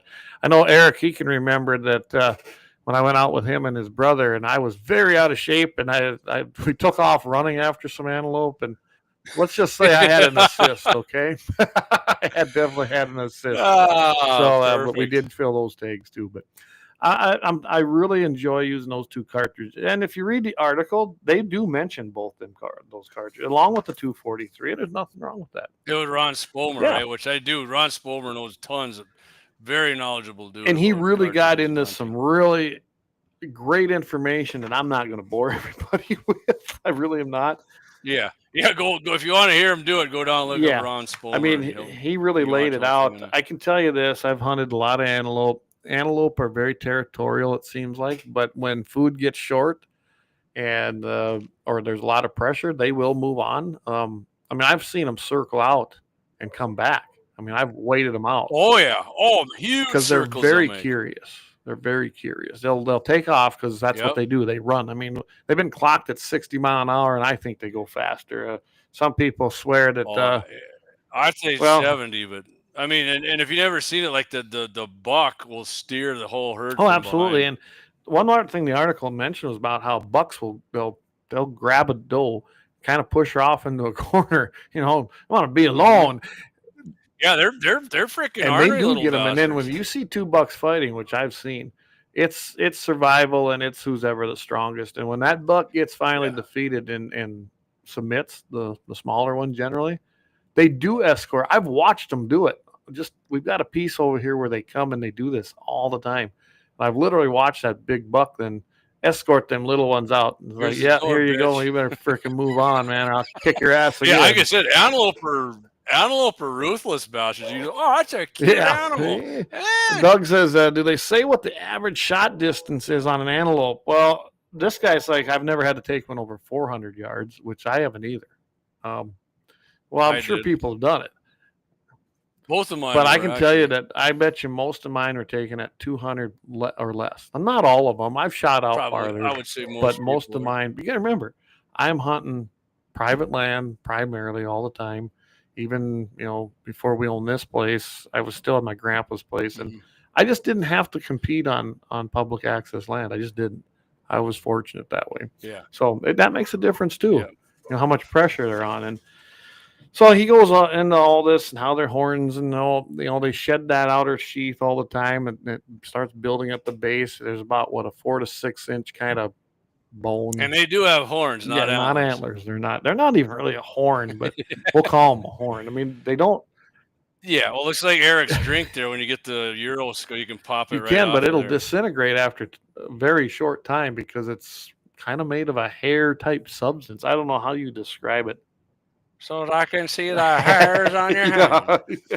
So I will say, though, that I do agree with what this guy said. I mean, I've seen some huge antelope on this place. And it's usually in a good year where nutrition is key. You'll know when you see an antelope and it's big too compared to most of them. Even like a big-bodied antelope to me is even my weird. My father-in-law shot one, and he went 17 on one side and 16 3/4 after it dried, and with a nice hook and ivories. Oh, that's a nice one. But we had a. See, I think if it's 14, I'll shoot a big one. 14's a. Yeah, and mine's 14. I got Scott's like, you sure you want to shoot that? I said, I'll shoot that sucker in this area, especially because we don't have the nutrients like they do in some areas. I mean, I know everyone thinks Wyoming's this desolate, dry area, but I'm telling you right now, whatever's out there that they eat makes them grow big horns. It just does.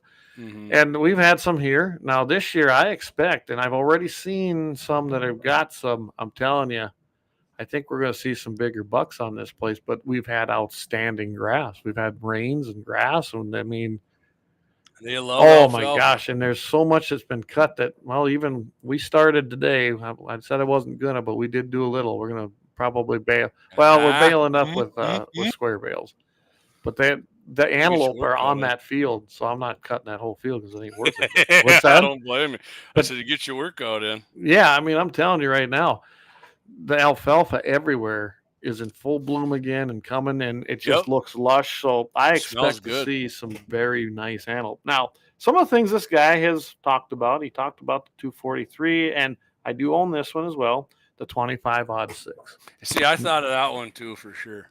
I've shot I've got a couple of them. I like them. Nothing against them. Usually like a 115 or 117 grain bullet. Yeah, that's usually right in there. I've shot it a lot. Not that it's a bad gun. I've got my 6mm. But the 25, they took a 30-06 and put a 25 caliber in it, and that is a flat shooting gun. World record, Eric says, was 12 inches tall for a while, but it had huge shovels and mass was huge. Well, that's the one that Eric did for me that I have on my wall. That thing had mass and it was spread out, so it scored pretty good because it had a lot of mass on it. Mm-hmm. Inches tall is only really a small part of it. I mean, I think the state record in North Dakota is like 85 inches, right? It could be. I don't even know. Let's see. Look at it. Justin Latinsky says, I haven't gotten drawn for pronghorn in North Dakota since 2009. I'm hoping I get drawn this year. I want to see what my 6.5 by 284 Normandy. Yeah, that'd be a good one too. Man. That'll be a great firearm. That's actually mentioned in here too. Along then, some people, and I'm sure Eric, I could see Eric doing this. They're talking about the 257 Weatherby and the 300 Weatherbys and the 300 Magnums, and I know that Eric shoots a 300 rum, so I imagine that wouldn't stop him from using that. What I would do, Clay, if depending on what I thought my pronghorn hunt was going to be, like if I thought I might, chances are a little higher than not that I'm going to have to shoot one on the move, I would.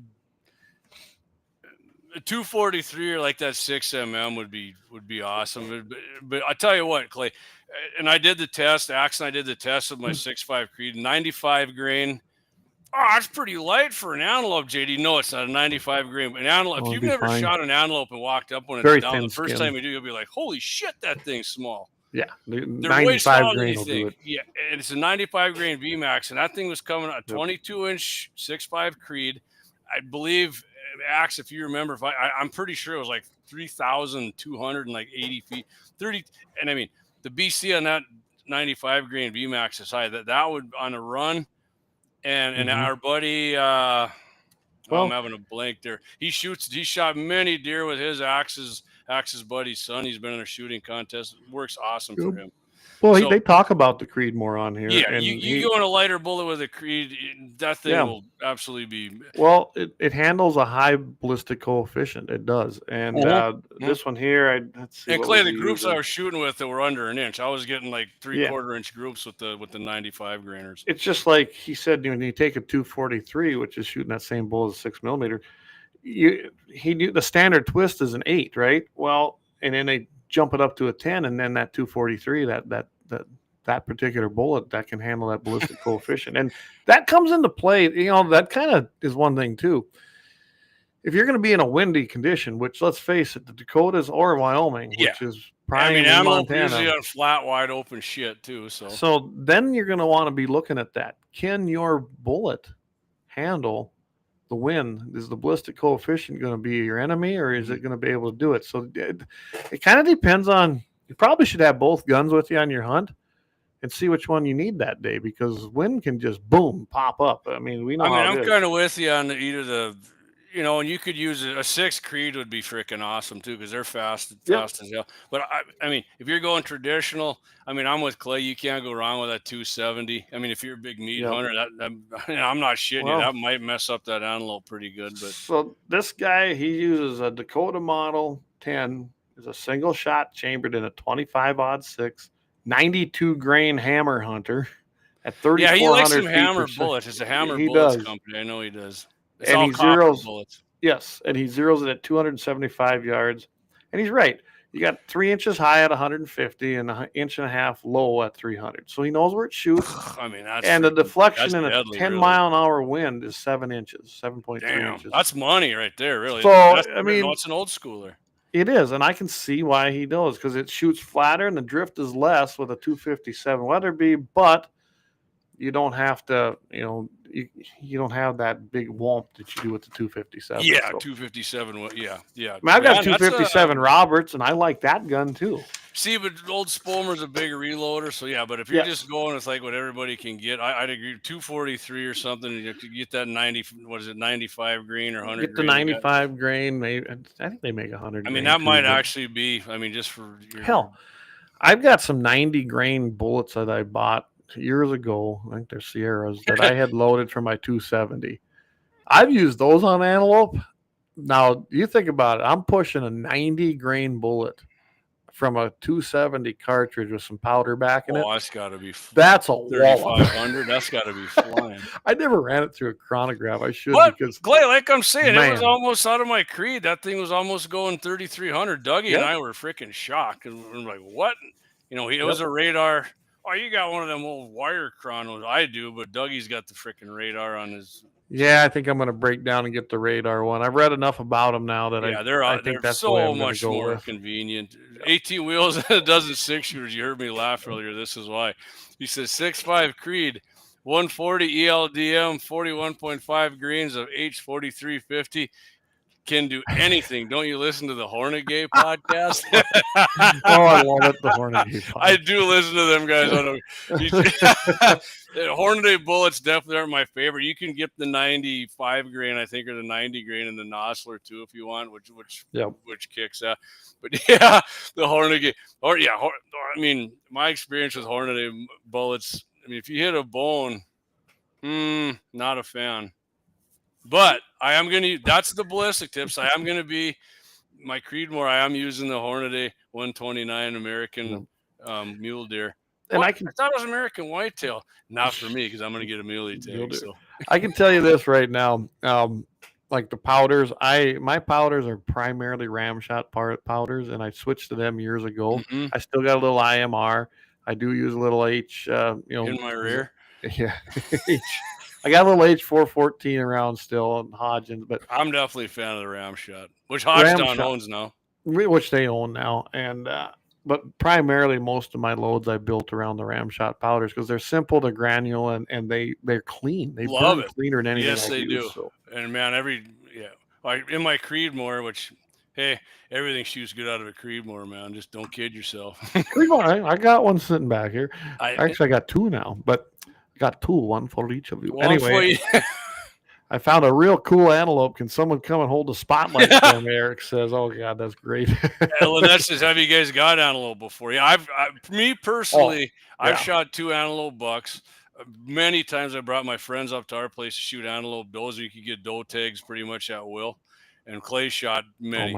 I don't know how many I've shot down here because that was my primary. I love deer hunting. Don't get me wrong, but I lived for as far as big game went, I lived for antelope and then hunt and then coyotes the rest of the season. That was what I used to do back in my 20s. I mean, that was just my thing, even in high school.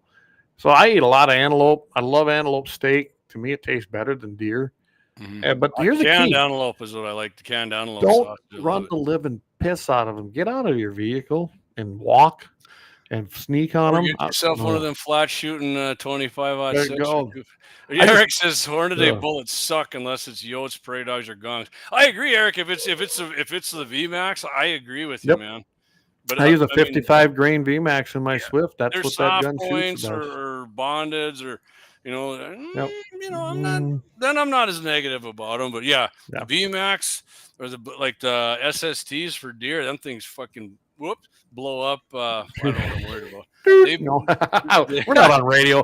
Right. We don't have to be like we're on Michael's show. We can be a little more free there, right, Michael? We can say whatever the fuck we want. Hornady SSTs do freaking blow. If you hit a bone, you're in trouble with those. That sucks. Yep. I mean, I've told that story about my mule deer, and I used that. Tried them again. Like, remember, I had that Grendel, and I shot the picture, put 2 in the pocket, and anyway, I'm thinking of selling my Grendel now. Not that I disliked it, but I haven't used it like I thought I would. Maybe one of your boys will. They might. Like I said, it'd be really weird if I sold one, But that's what I was thinking. You sure you're feeling all right, Clay? You better have a drink there. You're too. Okay, I'll take a... Yeah. All right. Kind of weird drinking Alabama Shine in one of these. I didn't grab my Lauer Auto cup tonight. Lynette says, beautiful animals. Seen many outside of New Salem. Yeah, on the east side of New Salem for sure. There's still a herd there. I saw them the last time I went. It's funny too when they don't. So say I always say they got a little scout out there. You'll see an antelope and you'll see one and it'll pop up and then it's big ass butt puffs up. Big white butt. It does. They do got like a ghetto ass when they get up. Well, that's a signal, I think, to the other ones. Like, get the hell out of here, like a prairie dog does. Wouldn't fit into Sweeney's jeans. No. Oh my goodness! I could think of a whole campaign. American Eagle with an antelope. American antelope jeans. Oh my goodness! All right, bottom of the hour here. A little after. Why don't we take a quick break again, and we'll come back, and we got a couple mag dumps and a happy ending Chronicle, and we're gonna call it a wrap after that. So awesome! We'll be right back, everybody.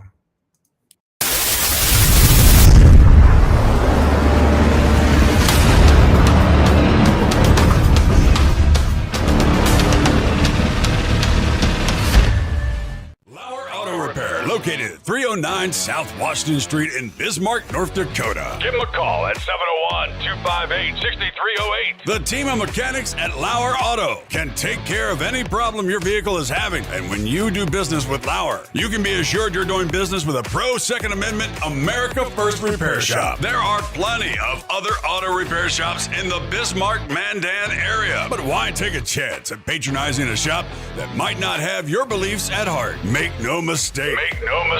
Lauer Auto is your pro Second Amendment repair shop. When you talk to the guys at Lauer Auto, don't forget to tell them that you heard they are a sponsor of Guns and the 701 and that you appreciate their support of our pro Second Amendment, pro North Dakota live stream and podcast. That's Lauer Auto Repair, 701-258-6308.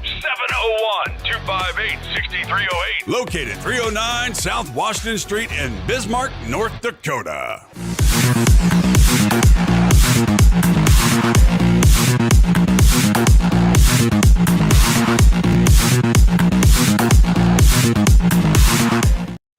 All right, we're back. Hey, if you're feeling generous, you want to help the show out, we said might as well do it, right?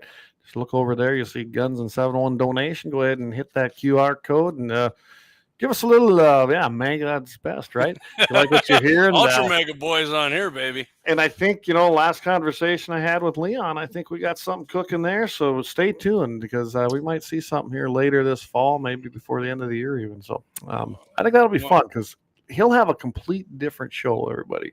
It'll be good. Yep. All right, Clayton. Hey, if you guys are listening, appreciate everybody who's hit that like button. If you haven't yet, hit it. Whether you're staying around a long time or not, we'd appreciate that. Helps us punch that algorithm right squarely in between the nuts. There you go. That's what we like. You want to hit a liberal between the nuts, hit the like button, man. And I know that on Friday, of course, I'll be on KFYR with Mitchell in the morning, 7:15 Mountain, 8:15 Central. I'm pretty sure we're going to address what happened at the Georgia Army base. That happened today, the way it sounded. So we got a little bit of information. It's Fort Stewart, but I want to make sure we've got a little more. We should have some by Friday. Of course, I'll have a happy ending chronicle, which you guys might like this one, I think. Not only that, Clay was on with Michael Bell Monday. I think you can go on iHeart there. Is it on KFYR? Or just go on there and search Dakota Mornings, and I think the podcast is on there. Yeah, I don't know where Todd puts that one. I was on there, so I never go listen to it. I'm pretty sure if you go on iHeart and you hit the search bar and you search Dakota Mornings, you can find it. You'll find it's good. It's a great show. Clay had a great show on there with Michael Bell. It was a lot of fun. That 2 hours goes fast. It really does. Hour and a half you did because with the breaks. Yeah. Goddamn, I'm telling you. Yeah, thanks to Michael and Dakota Mornings and of course KFYR. Of course, Todd's the one that hooked us up originally, and it's been great. We love being on there. And I do know that we got a guy that's been waiting for some World War II stuff. I'm probably not going to do it this Friday, but I think next Friday I will try to hit on a World War, the one after this week, a little bit on the World War II firearms. We shall see. But I'll do a little something. I've got several in the can I've been talking about, so we'll try. By the way, Clay, was it Hiroshima? Ended. No, it didn't end it, but it did after Nagasaki. Hiroshima Day today. That was today. Absolutely. Enola Gay, baby. And I got Colonel Tibbets dropped it on him. I got the distinct privilege to see the Enola Gay when I was out there at the Air and Space Museum. That was pretty cool to see that iconic plane. Paul Tibbets from Kansas. Know what it did. Yeah, from Kansas. And when they were, I don't know if you knew this, but when they were hauling those bombs across the sea, getting them to over there so they could get them on the plane.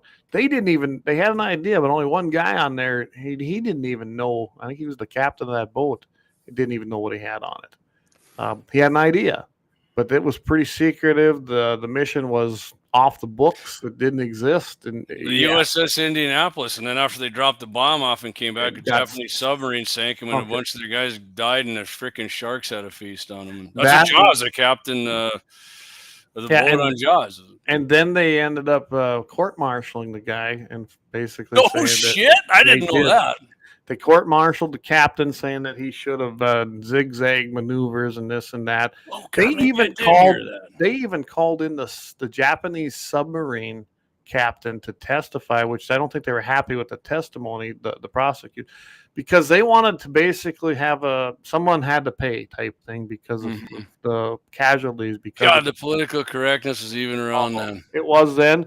Luckily, I believe, it's funny, I think President Clinton, how many years later, is the one that exonerated him and pardoned him. And, yeah, I had to get everybody's attention off of that stuff with my intern. maybe he signed it while he had his pants down. I don't know, but anyway, yeah. So if you want to look it up, look up the USS Indianapolis. It's quite a story as to what they hauled and what they delivered, and then on the way back, they got their ship sunk. I know there was a TV movie made about it before too, but yeah, I think there was. I remember watching that one. Anyway, Clay, yeah.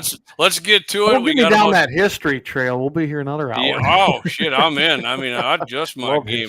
One of the few classes in high school, Clay, that I got an A in every year. So awesome. All right, Doug says Clay, that's why she wants one on the wall. I mean, Dougie, you don't have an antelope yet. Come on, we got to make that happen, don't we?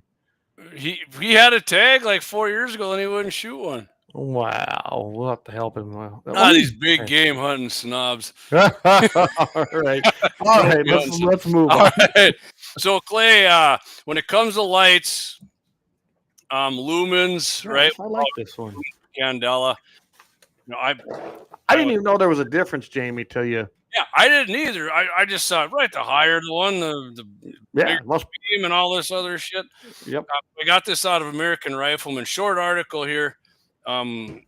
Question: when it comes to lights, I've seen a lot of mentions about candelas being made recently that I have in the past. What is a candela and how does it differ from a lumen? And what's the practical difference between the two for a defensive perspective?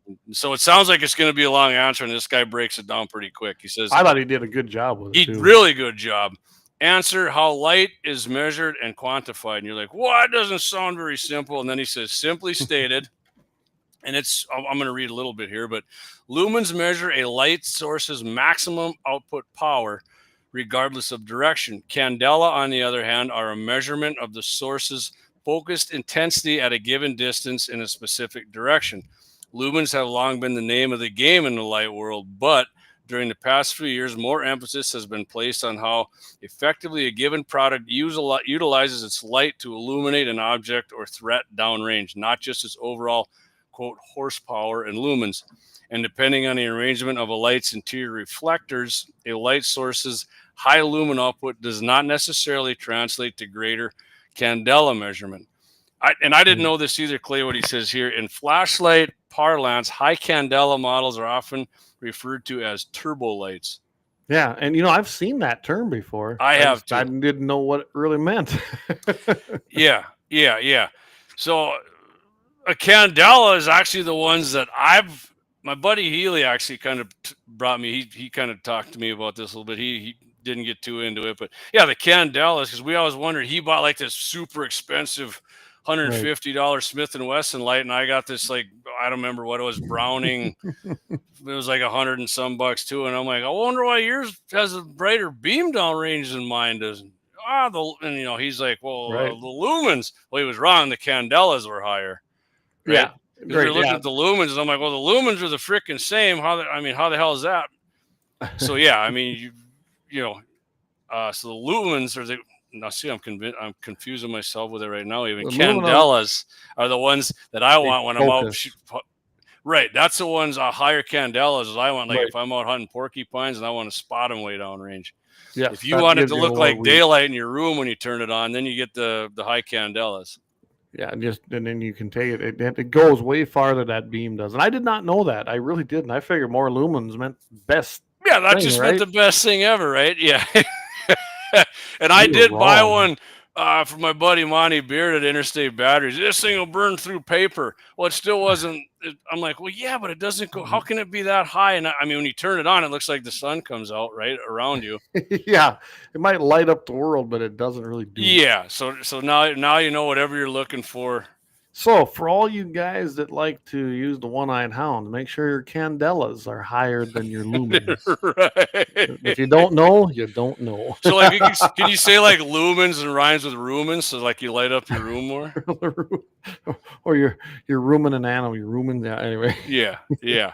So, yeah, I thought that was pretty cool, Clay. I like that. I did too. I got lights on my guns, and some of them got like the thing you can adjust it, which doesn't. I mean, they don't really work that great either. I have some of those. So, Doug, is candle power used yet? Maybe some places. Well, Todd said how many candle power. He said they had the World War II lights in Minnesota when he worked at that station. Right. Yeah. That's. He told me what the candle right before I went to Minnesota a couple of weeks ago. It was some insane numbers. Maybe candle power is maybe Candela is a offshoot of candle power. I don't know. So 18 Wheels says, so the more Candelas, the forget you can see the deer. Got it. But don't go too bright unless you have an illuminated scope. It will drown out your crosshairs. That it will. Actually, didn't they talk about that in here? That if you got something like that when you're using, maybe. Yeah, he did. I just kind of skipped over. Yeah, he did. Yeah, you'll do your red dot. It'll if you drown it out, marsh it out. Yeah, if you get too high of the candle, it'll round out your. Yep. No, I thought that was great, and it was. Yeah, the lumens. Too many lumens. That it gets too bright in the room, then it'll round out the red dots. Too many new T-shirt. Too many lumens. Well, did they say the officers like the Candela though, right? Because that's why they did. It doesn't screw with their dots, and you can get it right in their eyeballs. And yeah. So, all right. Yeah, so that's basically what you probably want on your weapons light is a Candela. High Candela. Yeah, not the rumens. Dan. I don't know if Dan's still tuned in, but I bet Dan's had some experience with that. Maybe I don't know. He's been retired a while, so maybe not. Yeah. So all right. Well, I'm going to go to my next. Yes, sir. So Mark McCloskey. If you guys don't remember him, and he's a lawyer by McCloskey, and it's kind of a happy ending too. I did get this. See, he's a hippity. Get off my property. You did get it. I got it. Hippity hoppity, get off my property. And so the Trump like green frog guy holding his AR-15. I'm gonna put that up there. I love it. So he finally got his AR-15 back from the St. Louis County Police. In 2020, remember 2020, that year out there, there's that little thing going on with all these BLM terrorists. Well, Mark and Patty McCloskey, they displayed their firearms. And Antifa, Clay, there was both of them scumbags there. Against the mob that had illegally entered their property. Case gained national attention, which it did. I remember hearing about that. Oh, yeah.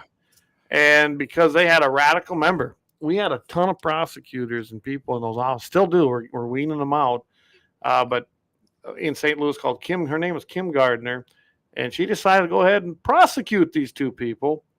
Even though the police detective, Sergeant Bergdorf, found zero evidence to back up the claim that they had acted reasonably, and Gardner insisted. Yeah, in spite of their gate and their gated community being kicked in. Yeah, exactly. Gardner was eventually removed from the case for conflict of interest. Go figure. A special prosecutor was appointed. Well, he had his own problems. The McCloskeys, they're successful attorneys, which they were. They decided to cut a plea deal on June 23rd, 2021, which minimized their expense at the time. Governor Mike Parson had promised a pardon, too, at that time. Special prosecutor insisted that the deal include surrendering their firearms. He made this statement. That's what the special prosecutor said at the time. I thought the most important aspect was to forfeit and destroy the guns, Callahan said. Some group wanted to buy the gun and use it as a trophy display. It's like, you shouldn't be taking them in the first place. Sounds like a good auction item with the Friends of NRA. There we go. And then give it back to them. Yeah. But July 30th, 2021, Governor Mike Parson granted pardons to Mark and Patricia McCloskey and 10 other people. On July 6, 2024, Missouri judge ordered the convictions of both Mark and Patricia to be expunged from their record. And then Mark, of course, demanded his firearm be returned. Here it is, finally, August 5th. Mark McCloskey has actually been able now legally get his AR-15 from the St. Louis Police Department. Here's his quote that he had on X. It took only 3 lawsuits, 2 trips to the Court of Appeals, and 1,847 days, but I finally got my AR-15 back. We defended our home. We were persecuted by the left. Gee, what's that sound like? Smeared by the press and threatened with death, but we never backed down. What's missing is Patty and the Bico soon, and that's her Brico. That basically she's supposed to get that back here very soon. So that wasn't even, as Axel points out here in the comments, it wasn't even found to be operational. Yeah, wasn't even operational. Imagine that. So Kim Gardner, of course, she was one that got in there, and she was Soros funded. They found that out, but eventually they found all the dirt on this woman. And hey, no problem if the left has a billionaire funding people, right? Clay, then it's nothing to bitch about. But if we got a millionaire on our side doing it, they're the biggest sideways rotten bastard in the world. Oh, then you're fine, yeah. And here's what's sad is that these people were outstanding citizens and community members. They really were. If you go and look at everything that happened, they were prominent lawyers that were highly respected. But nope. You have a left-wing ideologist that was put in the office, using your tax money to represent the taxpayers, not their ideologies, and just used it for her own personal use, is what she did, prosecuting who she felt like. As I said, sounds a lot like what we just saw 4 years. Gave him a little something called the Missouri boat ride. Yeah. I do. I love the fact that this guy did it. He fought it, but he had the means. And I do like what the author of this one said. He goes, consider the difficulty of an ordinary citizen and what they might have in attempting to fight the odds against the federal prosecutions. You see why federal prosecutors obtained convictions in about 99% of cases. And he's right. I've been talking and screaming at the highest mountains about this, that it's hard to take on a federal prosecution because they are funded with your money. There is no our own budget. Tax money, right? And you take the plea deal because fighting them could bankrupt you. And yeah, I mean, McCloskey said that back then, that he was lucky that he had the financial means to fight the. I mean, I think people donated and helped him out too, which is they did. It's just, this is bullshit that we have ideological judges and prosecutors that say, yeah, we don't care. We want to destroy your life because we're communists and that's our goal. We really don't care about your rights. And then you spend sometimes your entire life. No, because Clay, they say they're all about your rights, though. Yeah, and they always keep talking about a democracy that we don't have because we never had one. I can't even get that right. Oh yeah. So anyway, to me, this is kind of a semi-happy ending because in the end, they held their ground. They messed with the wrong people essentially, and they won. And now they're going to get their firearms finally back 5 years later. But at least they're getting them back. I do like what the author added here. He goes, I often think we are winning because of divine providence. The founders believed in God and divine providence. They faced long odds, fearful suffering, and horrendous sacrifice. But in the end, they triumphed. And that's true. Our founders, some of them lost their entire fortune, their entire livelihoods. I mean, they lost everything, but they knew that they were standing for something huge, and they weren't wrong. So there you go. I'm going to put it right up here again. McCloskey, the man, there he is. Hippity hoppity, get off my pride. They even got the the golf shirt on there for him, right? I thought he had a pink one on actually. I think he did, but I don't remember. I don't care either. I love pretty good though, huh? I do. Got his glasses on there though. You can't see it because I didn't print it out in color, but here was his picture getting his gun back, and he was wearing his blue Trump. Hey, good trigger discipline there. Yeah. With his white shirt and his red tie, just like what I was wearing at the governor's ball. I mean, that's Trump made that famous. Dougie says, sounds like a new challenge with the rope there. Yeah, it does. We might have to figure something. All right. So, Clay, we're running short. We're going to go right into it. I think let's hit right into the happy ending chronicle here, shall we, my friend? Sounds good. About you coming So, this is from April 7, 2025, out of the, like told Clay here, City of Brotherly Love, Philly. They don't show each other a lot of love there, though, to be honest with you. No, it's early Thursday morning, April 7th, 2025, around 1:30 a.m. Philly police responded to a shooting inside a home on a 1600 block of South 18th Street in Philadelphia's Point Breeze neighborhood. Sounds beautiful, right? I live in Point Breeze, man. It's awesome there. When they arrive on the scene, they found a man lying unresponsive on the floor inside the home. He had suffered a single gunshot wound to the chest and showed no signs of life. Paramedics officially announced him dead at 1:44 a.m. That was pretty quick. The identity had not been released, but authorities confirmed he appeared to be in his 30s. The man who had fired the shot, according to police, is a 70-year-old homeowner who lived at the property. He remained at the scene after the incident and is cooperating with investigators. Police recovered a handgun from the home. No arrests have been made. At first, investigators were not sure what led to the shooting, but by noon the same day, police confirmed that the piece of shit who entered the home and during the burglary attempt, the homeowner shot him using his Second Amendment rights and making this a happy ending. Perfect. Investigators believe this was a case of self-defense. Of course it was. I mean, when a scumbag comes into your house, and whether he breaks in, Clay, or he just, with the doors unlocked and comes in, right? And this blows my mind that Pennsylvania still has this. This is connected to Pennsylvania's castle doctrine law, which gives a person the right to use force, including deadly, inside their home if they believe someone is trying to cause serious harm or commit a felony. Oh, you didn't know that, though, JD. Oh, yeah, so just let him come in and then find out once you're a 70-year-old man and a 30-year-old guy gets a hold of you. Yeah. I mean, sometimes a 70-year-old guy's got some power to whoop ass, but most of the time, if you're 70 and they're in their 30s, you're in deep shit, so don't wait around. And the law protects homeowners who respond to threats inside their residence. Yeah, so that's awesome because that Pennsylvania still has that. I mean, I'm sure. I'm surprised too, honestly. Dougie says that door was locked for your protection. So happy ending. 70-year-old man still alive. 30-year-old scumbag dead, never breaking into a house ever again. He did society a favor, baby. Awesome, man. He assumed room temperature and it will no longer be a threat. That says almost a full moon packing how. Oh, yeah, there we go.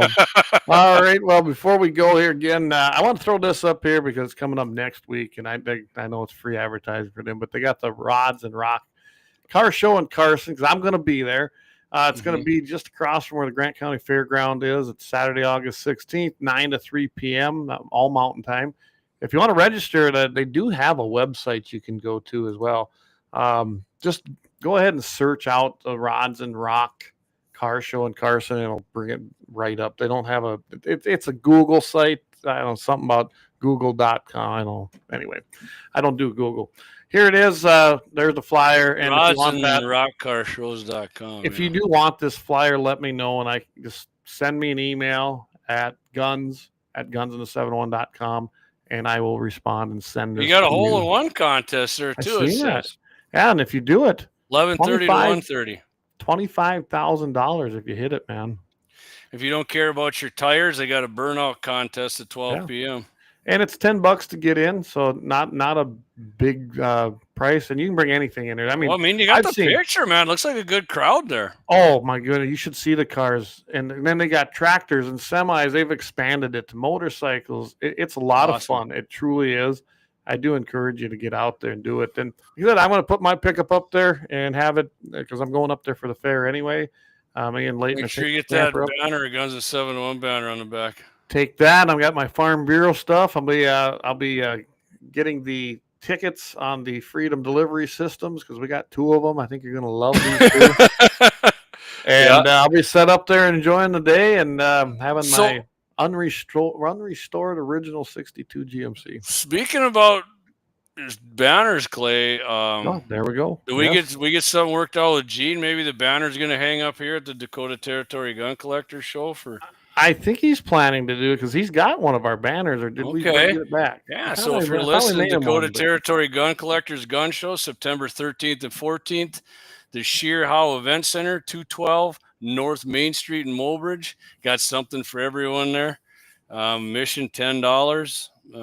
Get your chance to win Henry Lever Action Freedom Rod. And we'll see. I actually, I can't be there. That's right. We have our annual meeting going on in Carson for Farm Bureau. So that's coming up too, September 13th. We'll have a flyer. I may be doing some Bohomo in that weekend. So yeah, I know. But if you're not, you should come down because it starts at 3:00 p.m. right there at the Carson Fairground or the Grant County Fairground. So we got an actual mounted shooting competition. Paul Metz is helping us with that. I don't know how many guys they got coming. It's going to be an actual competition. Afterwards, you can do a quick draw competition, and I mean anybody can. You throw $10 into the hat, that covers the ammo, and then 50% of that goes to the winner. And it's 5 balloons. You stand back to back.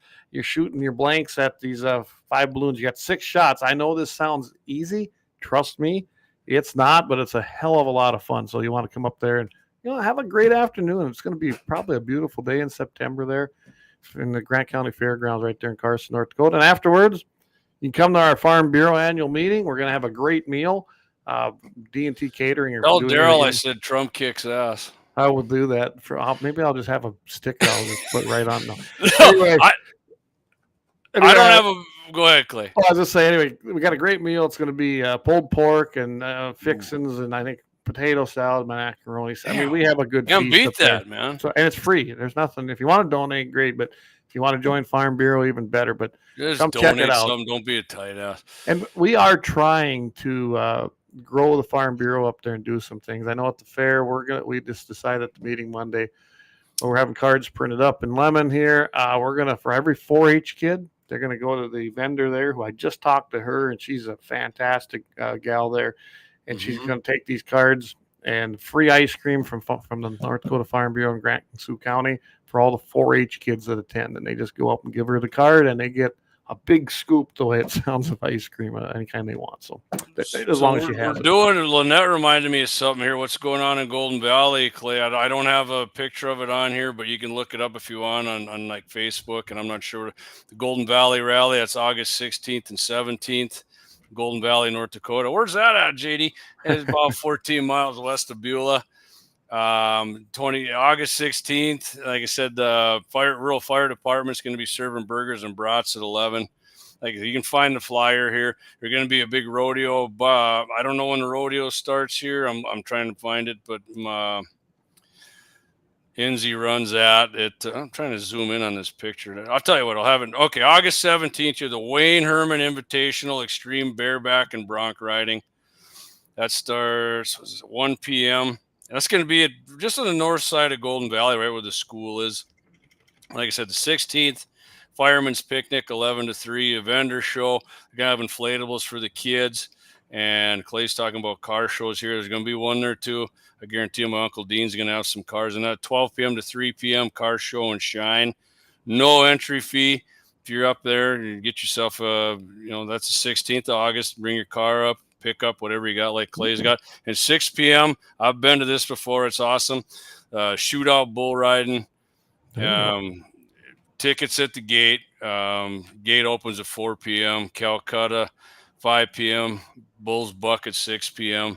I think they're going to have somebody from Richardson there. The bar's coming up to serve beer. I don't know if probably got alcohol for all I know, but it's a good time. It's going to be a good time. It's, big party afterwards. So, hey, there's a lot of shit going on in August, Clayton. There is. August. When I say shit, I don't mean bad for all the people who watched our elk video. And what does crap mean?